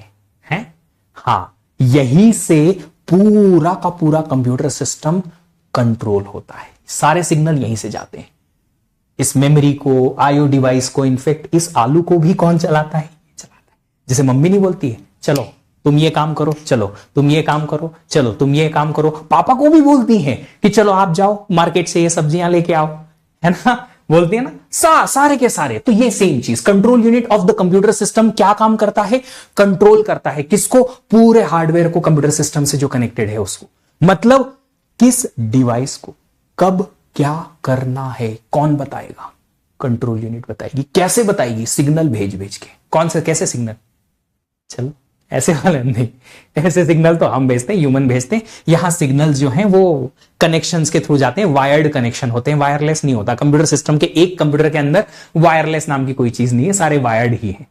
कंप्यूटर सिस्टम के अंदर की बात कर रहा हूं मैं, है ना। तो वायर्ड कनेक्शन होते हैं कंट्रोल यूनिट से। मेमोरी भी, रैम रोम जो आपके होते हैं, आपका जो डिस्क लगा होता है, आप हार्ड डिस्क लगाओ या SSD ड्राइव लगाओ, वो कनेक्टेड रहते हैं। ALU कनेक्टेड रहता है, ये कनेक्टेड रहता है। सारे सिग्नल जाते हैं वायर के थ्रू, और वो सिग्नल के बेसिस पे सारे काम करते हैं। तो कंट्रोल यूनिट क्या काम करता है? कंट्रोल करने का काम करता है ना। फिर आता है ALU, ये परफॉर्म करता है ऑपरेशन। किस टाइप के? एरिथमेटिक और लॉजिक ऑपरेशन। ये घर के पापा हैं, काम करते हैं, सब पूरा काम यही करते हैं, बट अपनी मर्जी से नहीं करते, इधर से आते हैं सिग्नल्स, ये जो सिग्नल भेजेंगे वही ये काम करते हैं बस, पर करते कौन है, ये करते हैं। तो एरिथमेटिक लॉजिक यूनिट एएलयू जो है वो एक main, one of the main components है सीपीयू का, जो कि काम करता है प्रोसेसिंग का, एरिथमेटिक ऑपरेशंस। एरिथमेटिक मतलब एडिशन, सब्ट्रैक्शन, कॉम्प्लीमेंट, फिर डिवीजन, मल्टीप्लीकेशन, जितने भी एरिथमेटिक ऑपरेशंस आपको पता है वो सब ये, इंक्रीमेंट डिक्रीमेंट सब ये कराता है। लॉजिक ऑपरेशन, अगर आपने लॉजिक्स पढ़े हैं, एंड और, नॉर, एक्स और, सब कुछ वो भी यही कराता है। फिर आती है बात मेन मेमोरी की। तो मेमोरी एक ऐसा कंपोनेंट है जिसमें डेटा स्टोरेज होता है कंप्यूटर सिस्टम के अंदर। अब वो डेटा स्टोरेज परमानेंट भी हो सकता है जैसा आपके हार्ड डिस्क में होता है, टेम्पररी भी हो सकता है जो आपकी रैम में होता है। तो दो टाइप का मेमोरी कंपोनेंट हमारे पास आता है यहां पे, एक आता है प्राइमरी या मेन मेमोरी,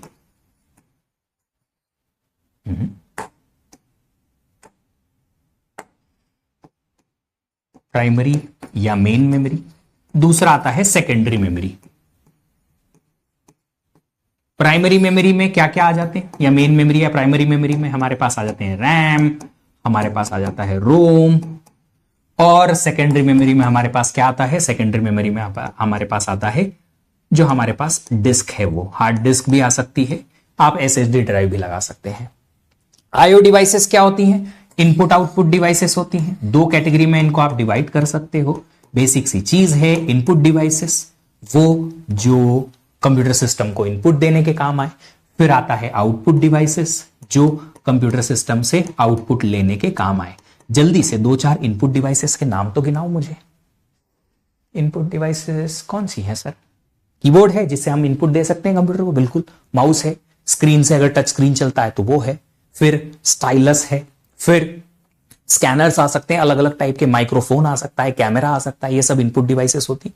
आउटपुट डिवाइसेस जिनसे हम आउटपुट लेंगे, कैसे आउटपुट लेंगे? स्क्रीन के थ्रू ले सकते हैं, प्रिंटर के थ्रू ले सकते हैं, और स्पीकर के थ्रू ले। और ये तो सबसे बड़ा पार्ट है जिंदगी का, बिना उसके तो काम ना चले। मूवीज कैसे देखेंगे, वीडियोस कैसे देखेंगे, है ना?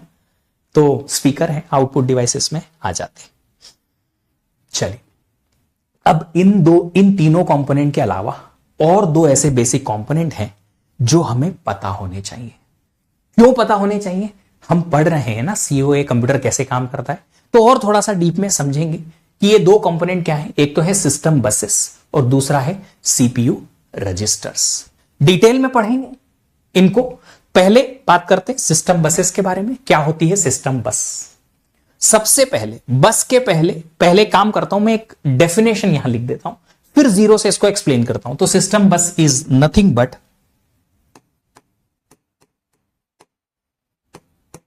कलेक्शन ऑफ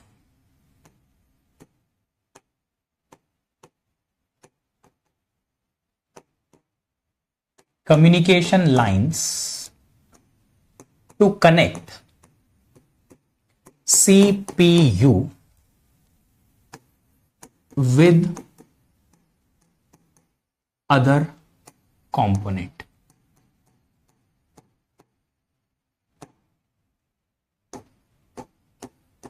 ऐसा लिखना चाहिए। आपने कहा थोड़ी देर पहले सर कि सीपीयू जो है वो दूसरी कंपोनेंट से कनेक्टेड रहेगा। सीपीयू को आप रैम से कनेक्ट करोगे, सीपीयू को आप आईओ डिवाइसेस से कनेक्ट करोगे, आईओ डिवाइसेस को रैम से कनेक्ट करोगे। ये कनेक्शन कैसे बनेगा? व्हाट्सएप के थ्रू, पीडब्ल्यू ऐप के थ्रू, यूट्यूब के थ्रू? कैसे नहीं, इस कनेक्शन को कंप्यूटर सिस्टम के लिए क्या करना पड़ता है? यहां से यहां तक वायर्ड कनेक्शन बनता है। क्या बनता है? Wired connection. जैसे कि आप इलेक्ट्रिसिटी एक जगह से दूसरी जगह ले जाने के लिए वायर लगाते हो ना, वैसा ही वायर्ड कनेक्शन बनता है यहां से लेके यहां तक। अब वायर्ड कनेक्शन में होता क्या है, देखो मैं बता देता हूं। वायर्ड कनेक्शन जब बनता है, एक लाइन अगर बनती है तो वो एक सिंगल लाइन जब वायर्ड कनेक्शन की बनती है तो एक सिंगल लाइन या एक single wire eight a time एक जगह से दूसरी जगह सिर्फ एक बिट ले जा सकता है। एक बिट मतलब सिंगल बिट, जीरो या ले जाएगा या वन ले जाएगा, बट एक बिट लेके जाएगा। अब आपको पता है बिट क्या होती है, तो मैं यहां लिखता हूं ये है कम्युनिकेशन लाइन। ये एक कम्युनिकेशन लाइन एक डिवाइस से दूसरी डिवाइस को कनेक्ट कर रही है। एट ए टाइम ये कितनी बिट ले जा सकती है? सिर्फ एक। मुझे एक से ज्यादा बिट पैरेलल में भेजनी पड़ती है।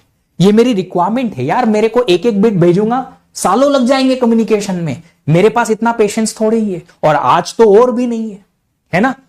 क्लिक किया, काम नहीं बना तो 25 क्लिक और करेंगे जब तक कि रिस्पॉन्स नहीं आ जाता, इतना भी पेशेंस नहीं हमारे पास। तो फिर इस केस में हम एक टाइम पर इतना सा काम नहीं कर सकते कि इतना सा हमने बस एक बिट भेजी फिर एक बिट भेजी ऐसे। तो हम क्या करते हैं, एक कम्युनिकेशन लिंक जब बनाते हैं सीपीयू से मेमोरी या रैम के थ्रू या कहीं भी दो डिवाइसेस के बीच में, तो हम एक से ज्यादा लाइन का एक बंच बना देते हैं।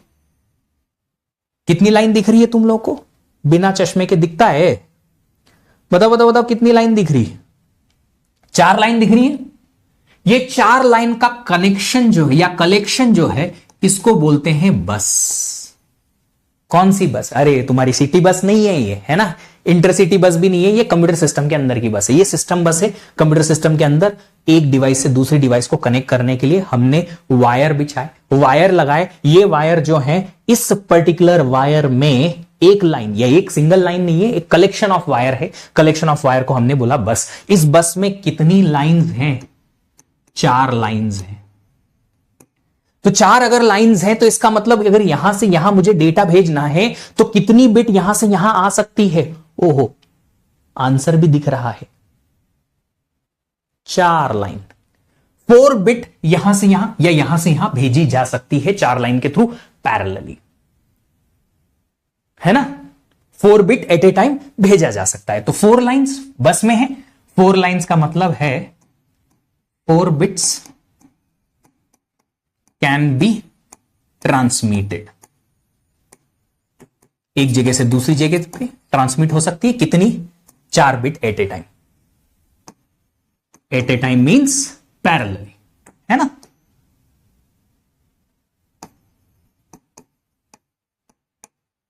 ये हो गया बस। सिस्टम बस वही काम करता है, सीपीयू से दूसरे कंपोनेंट को कनेक्ट करने के लिए ऐसी कम्युनिकेशन लाइंस बिछा रखी है सीपीयू से कनेक्ट करने के लिए दूसरों को, और एक पर्टिकुलर बस में एक से ज्यादा लाइन होती है। अब मैं कुछ बातें बोलूंगा, ये आपने नोट्स में लिखोगे, मैं नहीं लिखूंगा, सिर्फ आपको समझना है, अभी आंसर देना है, बाद में आप नोट्स में लिखोगे। मैंने कहा देयर इज अ सिस्टम बस और देयर इज अ बस of 8 lines. There is a system bus of 8 lines. What does it mean? 8 line है उस बस में, एट ए टाइम आप 8 बिट एक साथ भेज सकते हो, है ना। चलो, इसको बोलने का एक और दूसरा तरीका है, 8 बिट्स वाइडर बस। क्या बोला मैंने? 8 बिट्स वाइडर बस। तो ये 4 लाइन अगर इस बस में है तो मैं इसके लिए एग्जाम्पल में यही लिख देता हूं कि दिस 4 लाइन का बस मींस दिस बस इज 4 बिट्स वाइड। एक तरीका है बोलने का, मतलब इस पर्टिकुलर बस में 4 लाइन है, 4 लाइन चारों एक टाइम पे 4 बिट भेज सकती हैं parallelly, that's why 4 bits wide बस। 4 बिट्स वाइड बस, या फिर इसको आप ऐसे भी लिख सकते हैं, 4 लाइंस वाइडर या वाइड बस।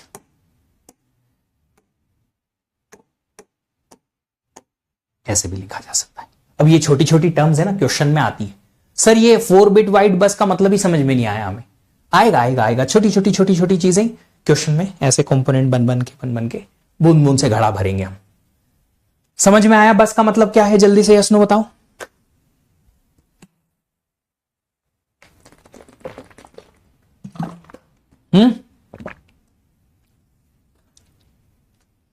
चलिए आगे बढ़ते हैं।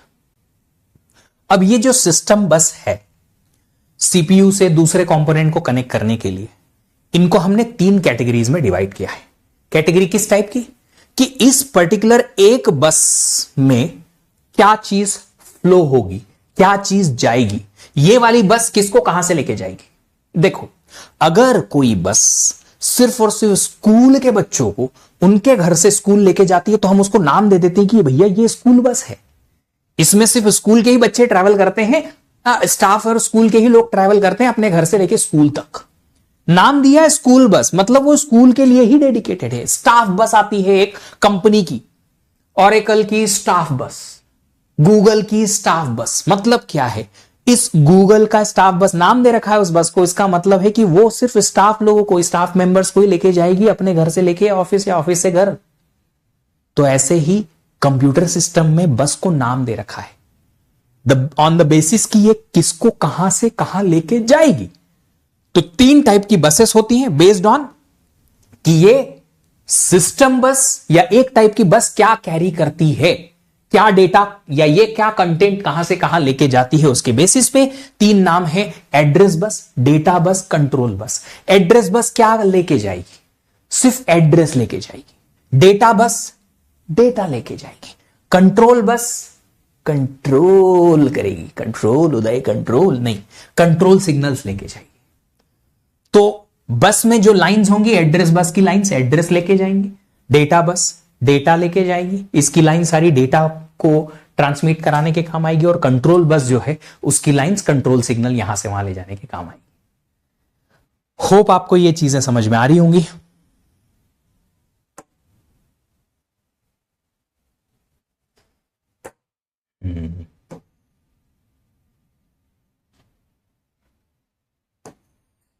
अरे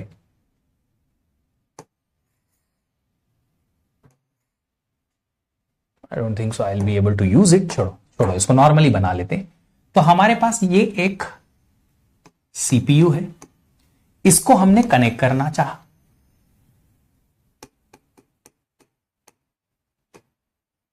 मेमोरी और आईओ डिवाइसेस से।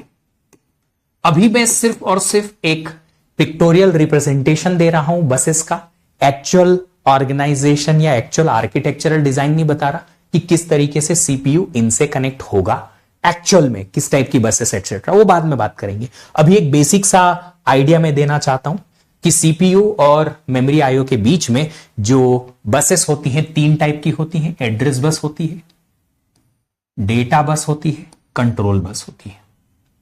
ये जो एक लाइन है, ये एक सिंगल लाइन नहीं है, पूरी बस है। बस मतलब एक से ज्यादा लाइन है, यहां पे एक से ज्यादा लाइन है। एड्रेस बस की बात करें तो ये एड्रेस बस जो है वो यूनिडायरेक्शनल होती है,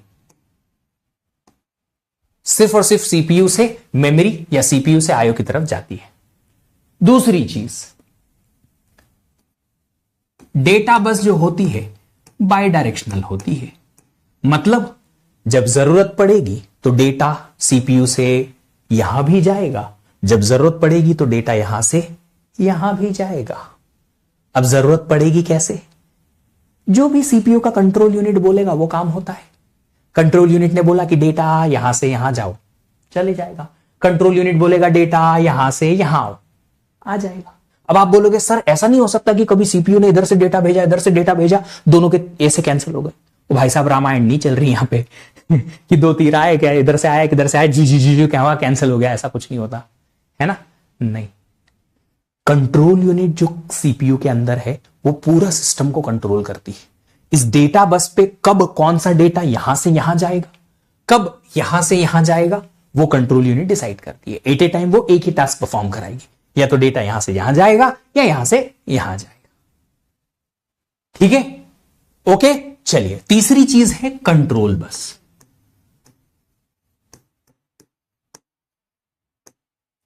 है ना। अब ये कंट्रोल बस जो है वो दिखाते तो हम बाय डायरेक्शनल है, ये तीनों बसेस हैं, मतलब बहुत सारी लाइंस हैं। इसकी लाइंस प्योरली यूनिडायरेक्शनल है कि डेटा मतलब एड्रेस यहीं से यहीं जाएगा। इसकी बाय डायरेक्शनल है इस तरीके से कि जब जरूरत पड़ेगी यहां से यहां, जब जरूरत पड़ेगी यहां से यहां, दोनों तरफ फ्लो हो सकता है। एट ए टाइम एक ही डायरेक्शन में होगा, या तो इधर जाएगा या इधर जाएगा। ठीक है। कंट्रोल बस का जो बस है उसमें बहुत सारी लाइंस हो सकती हैं, ऑफ कोर्स होंगी सर। ये जो लाइंस हैं कंट्रोल बस की, ये लाइंस यूनिडायरेक्शनल होती हैं। कुछ एक एक एक एक लाइन इधर से इधर जाएंगी, कुछ एक एक एक एक लाइंस इधर से इधर जाएंगी। तो मैं यहां पे एक पॉइंट लिख रहा हूं, कलर देखना ये दिख रहा है कि नहीं दिख रहा है। Individual lines of control bus are unidirectional.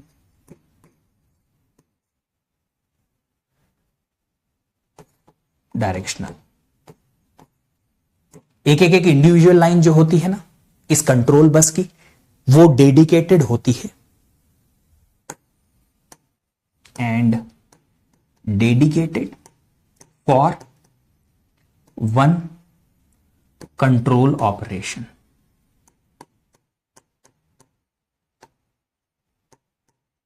तो मान लो एक लाइन है जो सीपीयू से मेमोरी पे जा रही है ये वाली, एक लाइन है जो सीपीयू से मेमोरी जा रही है ये वाली, एक लाइन है जो सीपीयू से आईओ जा रही है ये वाली, ये मेमोरी से सीपीयू जा रही है, ये मेमोरी से सीपीयू, ये आईओ से सीपीयू। इस तरीके से हर एक इंडिविजुअल लाइंस जो हैं वो क्या हैं, अलग अलग यूनिडायरेक्शनल हैं। और यूनिडायरेक्शनल का मतलब आपको अभी समझ में आ गया है ना कि कुछ जो हैं वो एक जगह से दूसरी जगह जाएंगी, कुछ एक जगह से दूसरी जगह जाएंगी। हर एक लाइन अलग होती है। एक लाइन होगी सीपीयू से मेमोरी की तरफ जो बोलेगी सीपीयू से मेमोरी तरफ सिग्नल लेके जाएगी और मेमोरी को बोलेगी कि रीड करो। फिर एक लाइन होगी राइट वाली, मेमोरी को बोलेगी कि राइट करो। फिर एक आईओ की होगी रीड करो, आईओ की होगी राइट करो। आईओ से सीपीयू की तरफ आएगा कोई सिग्नल इंटरप्ट टाइप का कि भैया ये लो इंटरप्ट, कंट्रोल लाइन आती है वो। तो ऐसे अलग अलग अलग अलग लाइन्स आती है, ठीक है। हर एक इंडिविजुअल लाइन अलग अलग यूनिडायरेक्शनल होगी। ये वाली लाइन अगर यूनिडायरेक्शनल है, ये सीपीयू से ही एक पर्टिकुलर डिवाइस तक कोई ना कोई सिग्नल लेके जाएगी और वहीं तक लेके जाएगी, रिवर्स में कभी नहीं लाएगी। इसका काम है सीपीयू से एक सिग्नल लेके जाना मेमोरी तक, इसका काम है सीपीयू से एक सिग्नल लेके जाना मेमोरी तक, इसका काम है आईओ तक लेके जाना, इसका काम है आईओ से सीपीयू ले जाना, इसका काम है मेमोरी से सीपीयू ले जाना। ऐसे अलग अलग जो कंट्रोल ऑपरेशंस होते हैं या कंट्रोल करने के सिग्नल्स की जरूरत पड़ती है, उनको एक एक एक एक लाइन अलग अलग इंडिविजुअल सिग्नल लेके जाते हैं। पर ये बाय डायरेक्शनल क्यों बताया, क्योंकि ये मिक्स्ड अप है। समथिंग लाइक हाईवे, हाईवे देखा है ना आप लोगों ने, जनरल कंसेप्ट बता रहा हूं, इंडिया का नहीं। इंडिया में तो क्या होता है, रॉन्ग साइड में 60 किलोमीटर की स्पीड से ट्रैक्टर भगाते हैं लोग, ऐसा नहीं होता है। बट एक हाईवे है, मान लो इस सिटी से होके गुजरता है, हाईवे सर इधर भी जाता है इधर भी जाता है, पर हाईवे इधर जाता है इधर जाता है, क्या सारी लेन में आप हर डायरेक्शन में घूम सकते हो? नहीं। इस हाईवे में कुछ लेन होंगी जो इधर ही जाएंगी, कुछ लेन होंगी जो इधर ही के लिए यूज होंगी, है ना। तो ये लेन इधर जा रही है, ये लेन इधर जा रही है। इंडिविजुअल लेन्स एक डायरेक्शन के लिए है, सेम यहां पे है, पर ओवरऑल जो हाईवे देखोगे तो बाय डायरेक्शनल दिखेगा। जी हां, वैसा ही कुछ केस है, ठीक है। चलिए, है ना। Maximum number of lines allowed in computer बस, कंप्यूटर की control bus depends on your architecture design. आप आर्किटेक्चर डिजाइन में बताओगे कि कौन सा कंट्रोल सिग्नल जो है कहां से कहां जाएगा और क्या क्या करवाएगा, बस उसके बेसिस पे हो जाएगा। कोई मैक्सिमम का लिमिट नहीं है। तुम आर्किटेक्चर डिजाइन करो, उसके बेसिस पे जो रिक्वायरमेंट है बना दो। कोशिश करोगे ऑफ कोर्स कि आप डिजाइन ऐसा करो जिसमें कम ही लाइंस लगे, कम लाइन में वही काम हो जाए जो आपका चाहिए, आपको जरूरत है, तो अच्छी बात है। चलिए, अब आगे बात करते हैं सिस्टम बस के बारे में और थोड़ा डिटेल में।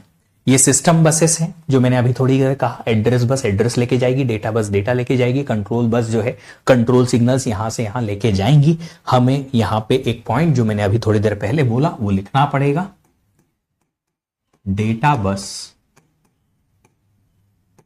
Can transmit data in both directions, but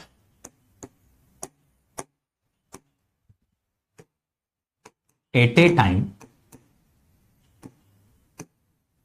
only in one direction, है ना। अच्छा, एक बात बताओ, क्या रोड डिसाइड करती है कि उस पे कौन सी वाली कार कब जाएगी?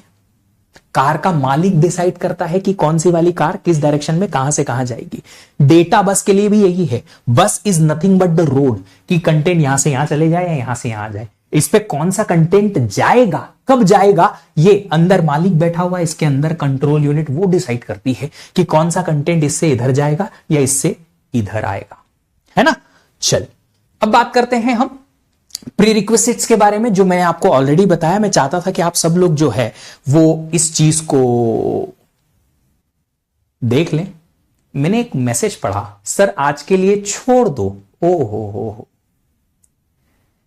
पूरी जिंदगी के लिए छोड़ दिया बेटा, जा जी ले अपनी जिंदगी, मजे कर ले। अच्छा, आप सब लोग का एक्चुअल में टारगेट क्या है?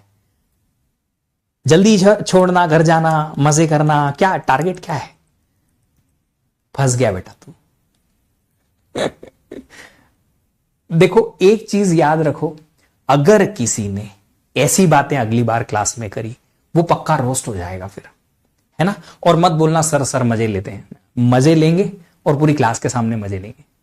छोड़ देंगे बेटा, 6 बजे के बाद आपकी क्लास ना ही चालू होने वाली है, मैं छोड़ दूंगा, है ना। बट ठीक है। हाँ, तो नंबर सिस्टम, बाइनरी क्या होता है, हेक्साडेसिमल क्या होता है, डेसिमल क्या होता है, ये नंबर सिस्टम आप प्लीज पढ़ के आइए। Conversion from one system to another, ये आप पढ़ के आइए कि आप बाइनरी से हेक्सा, हेक्सा से बाइनरी कैसे कन्वर्ट करेंगे, बाइनरी से डेसिमल, डेसिमल से बाइनरी कैसे कन्वर्ट करेंगे। Signed number, sign magnitude, ones complement, twos complement, basic पढ़ के आइए कि कैसे रिप्रेजेंट होते हैं। डिकोडर, मल्टीप्लेक्सर कैसे काम करते हैं, ये पढ़ के आइए। अभी इनकी जरूरत अभी तुरंत नहीं है, you can take 3 to 4 days, कोई प्रॉब्लम नहीं है। बट ये मुझे आपको अगले 2 दिन के अंदर अंदर समझ में आना चाहिए, आज और कल के बाद से फिर मैं आगे जब जाऊंगा तब मुझे यहां इनकी और इनकी और इनकी और इनकी जरूरत पड़ेगी। और फिर अगर आप सब लोगों को वो पता नहीं होगा, आप स्ट्रगल करेंगे। सो प्लीज थोड़ा पढ़ के आइए। नहीं समझ में आता है तो यार एक ग्रुप है, टेलीग्राम ग्रुप, मैं ग्रुप की लिंक कैसे शेयर करूंगा? शेयर कर सकता हूं क्या link? I don't know how, but मैं ऐसे ही बता देता हूं कि आप लोग कैसे सिलेक्ट सर्च करेंगे इसको। विश्वदीप सर PW के नाम से है या t.me/ अरे विश्वदीप सर, ये है, टाइप करो मिल जाएगा टेलीग्राम ग्रुप में, आ जाओ, है ना। फिर उस ग्रुप को ज्वाइन जैसे ही आप कर लेंगे, वहीं पे आपसे डिस्कस करेंगे। और ये ग्रुप जो है ओपन ग्रुप है, कोई भी ज्वाइन कर सकता है। आप लोगों के साथ में वहीं पे टेलीग्राम लाइव पे जाके आपके डाउट्स भी देख लूंगा। अच्छा, एक चीज और है, मेरा मानना यह है कि स्टूडेंट्स को अच्छा कंटेंट के साथ में एक अच्छा गाइडेंस भी चाहिए। और ये जो गाइडेंस है बच्चों को बहुत जरूरी है, क्योंकि अवेयरनेस होना जरूरी है आप लोगों को कि हमें कब कैसे क्या करना है। और आपकी लाइफ में ना स्ट्रगल्स नाम की एक चीज है जो परमानेंट फिक्स कर रखी है भगवान ने, है ना। प्रॉब्लम्स जो हैं वो कहीं ना कहीं किधर से भी आ जाती हैं अपनी जिंदगी में, बिना बताए आती हैं, बिना पूछे आती हैं। और उन प्रॉब्लम का सॉल्यूशन हमें ढूंढना पड़ेगा, प्रॉब्लम में नहीं रह सकते वरना गेट क्रैक नहीं होगी। और उन प्रॉब्लम का सॉल्यूशन अगर आप खुद नहीं ढूंढ पाएंगे, मुझ जैसे लोग जो हैं उसी के लिए बने हुए हैं। हमारा काम ही ये है कि आप लोगों को उन प्रॉब्लम का सॉल्यूशन बताया जाए।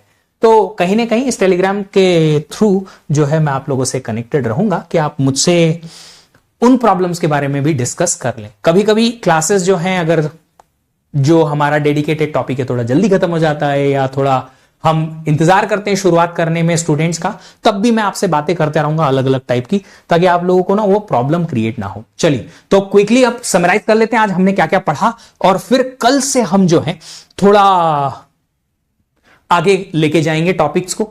बराबर 2 घंटे की हम क्लासेस लेंगे और साथ ही साथ हम अच्छे से डिटेल में डिस्कस करेंगे ये सारी चीजों को। चलिए, तो हमने देखा आर्किटेक्चर वर्सेस ऑर्गेनाइजेशन क्या होता है। कंप्यूटर का architecture is something design decide करना, उसे इंप्लीमेंट करना ऑर्गेनाइजेशन में आता है। फिर हमने देखा नंबर्स और डेटा कैसे रिप्रेजेंट करने, बाइनरी में रिप्रेजेंट करने होते हैं, और ये फॉर्मेट हमें आर्किटेक्चर में डिसाइड करना होता है। अच्छा, जल्दी से रिकॉल कराओ कि कंप्यूटर आर्किटेक्चर में आपको क्या क्या दिया जाना चाहिए। आर्किटेक्चर में 4 चीजें आपको देनी पड़ेंगी, क्या क्या है वो? सबसे पहले सीपीयू का डिजाइन, दूसरा इंस्ट्रक्शन, तीसरा एड्रेसिंग मोड, चौथा डेटा का फॉर्मेट। सीपीयू किस फॉर्मेट में डेटा समझेगा वो बताना जरूरी है। ऑर्गेनाइजेशन में हम इंप्लीमेंट करते हैं आर्किटेक्चर को। कंपोनेंट्स, 3 कंपोनेंट हमने देखे आज। कौन कौन से कंपोनेंट देखे? सीपीयू, मेन मेमोरी या मेमोरी, और आईओ डिवाइसेस। फिर हमने अदर कंपोनेंट देखे, अदर कंपोनेंट 2 है। एक सिस्टम बस हमने आज देखा है, दूसरा हम सीपीयू रजिस्टर्स कल से देखने वाले हैं, तो वो रजिस्टर्स जो है हम कल देखेंगे। और टाइप्स ऑफ बसेस हमने देखी 3 टाइप की। 3 टाइप की बसेस कौन कौन सी हैं? Address bus, data bus and control bus. ठीक है। अब देखो बहुत सारे स्टूडेंट जो हैं वो टाइमिंग को लेके थोड़ा सा वरीड हैं। अभी फॉर अ वाइल ये टाइम कंटिन्यू रहेगा। देयर आर मेनी स्टूडेंट्स जो चाहते हैं कि अर्ली मॉर्निंग क्लास हो, कोई बोलते हैं रात में करो सर 10 बजे के बाद करो, कोई बोलता नहीं सर 8 से 10 करो। हर किसी का अलग अलग डिमांड है। अगर हर किसी की अलग अलग डिमांड रहेगी तो आप समझ सकते हो कि मैं उसको सारी डिमांड को एक साथ पूरा नहीं कर पाऊंगा। अभी फॉर अ वाइल ये टाइम रहने दीजिए। आप लोगों को अगर डाउट्स आएंगे मैं पर्सनली वीकेंड पे आके डाउट टू डे सॉल्व करता रहूंगा, ताकि आप लोगों को कहीं ना कहीं मुझसे इंटरेक्ट करने का मौका मिल जाए। लेटर ऑन जैसे ही मौका मिलेगा हमें एज अ टीम कि आप सब लोगों को कुछ और टाइम पे जहां पे ज्यादा लोग लाइव आ सकें या ज्यादा लोगों के लिए कन्वीनियंट हो पाए, वैसा करने का टाइमिंग का चेंज करने की जरूरत पड़ेगी तो वो कर दूंगा। अभी रहने दीजिए। मैं इसलिए बोल रहा हूं क्योंकि आप सब लोग पता है, देखो आपके लिए है 1 to 1, आप 1 है, मैंने सर सब्सक्रिप्शन लिया, मैंने बैच ली है, आप मेरी बात सुनिए। पर मेरे लिए इट्स 1 to many और many में एक्चुअल में थाउजेंड्स ऑफ बच्चा है। तो अब मैं 1 to many के लिए जो मैपिंग है उसमें हर किसी को सेटिस्फाई नहीं कर पाऊंगा। एज अ टीम आप समझने की कोशिश करिएगा कि मेरा काम है आपको पढ़ाना, मेरा काम है आप लोगों को सही कंटेंट डिलीवर करना, गाइड करना, मैं करता रहूंगा। आप थोड़ा सा टाइम दीजिए, कहीं ना कहीं एडजस्ट करके, और इसे कोशिश करेंगे इस तरीके से कर पाए। अभी चलने दीजिए, लगेगा कि नहीं यार टाइम चेंज हो सकता है, मैं डेफिनेटली चेंज करने की कोशिश करूंगा, ठीक है। बट आप लोगों से सपोर्ट चाहिए, और ये सपोर्ट सिर्फ और सिर्फ आपके करियर के लिए ही है। वो ये है कि अगर आप लाइव नहीं आ पा रहे हैं तो रिकॉर्डेड रोज सुनिए। आपको लगता है कि सर मैं 10 से 12 फ्री हूं, रात में 10 से 12 ये लेक्चर सीरीज सुन लो, पर डेली प्लीज सुनो, और अगले दिन लेक्चर रिवाइज करके और फिर अगला लेक्चर देखो, बैकलॉग मत बढ़ाओ, ठीक है। ये आपके करियर के लिए ही है, आप ही के लिए इंपॉर्टेंट है ना। चलिए, तो अब हम जो कल डिस्कस करने वाले हैं वो हम कल डिस्कस करेंगे क्या, सीपीयू रजिस्टर्स पढ़ेंगे क्या होते हैं। कल हम इसके अलावा आर्किटेक्चर्स के टाइप पढ़ेंगे कि किस किस टाइप के कंप्यूटर आर्किटेक्चर्स होते हैं, कैसे कैसे वो काम करते हैं।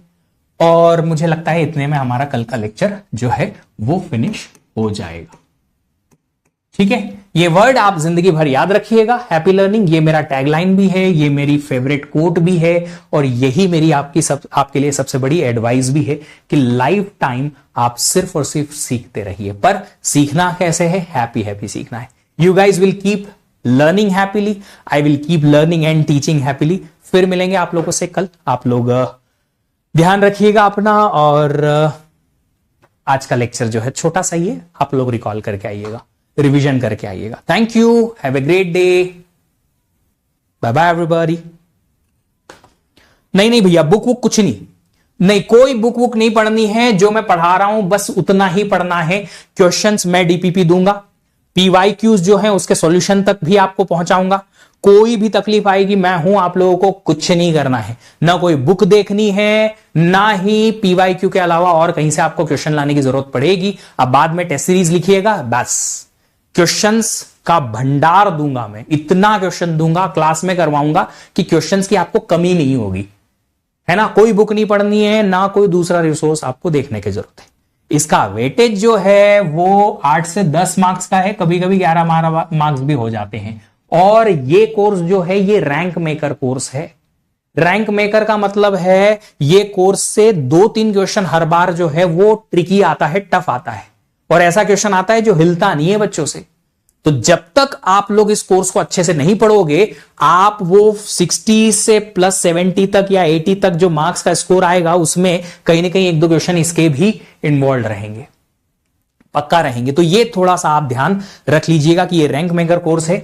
जो कोर्स जो है इसमें 1-2 ट्रिकी क्वेश्चन बन ही जाता है ना। सिर्फ और सिर्फ मेहनत करने वाला बच्चा ही उसको बना पाएगा।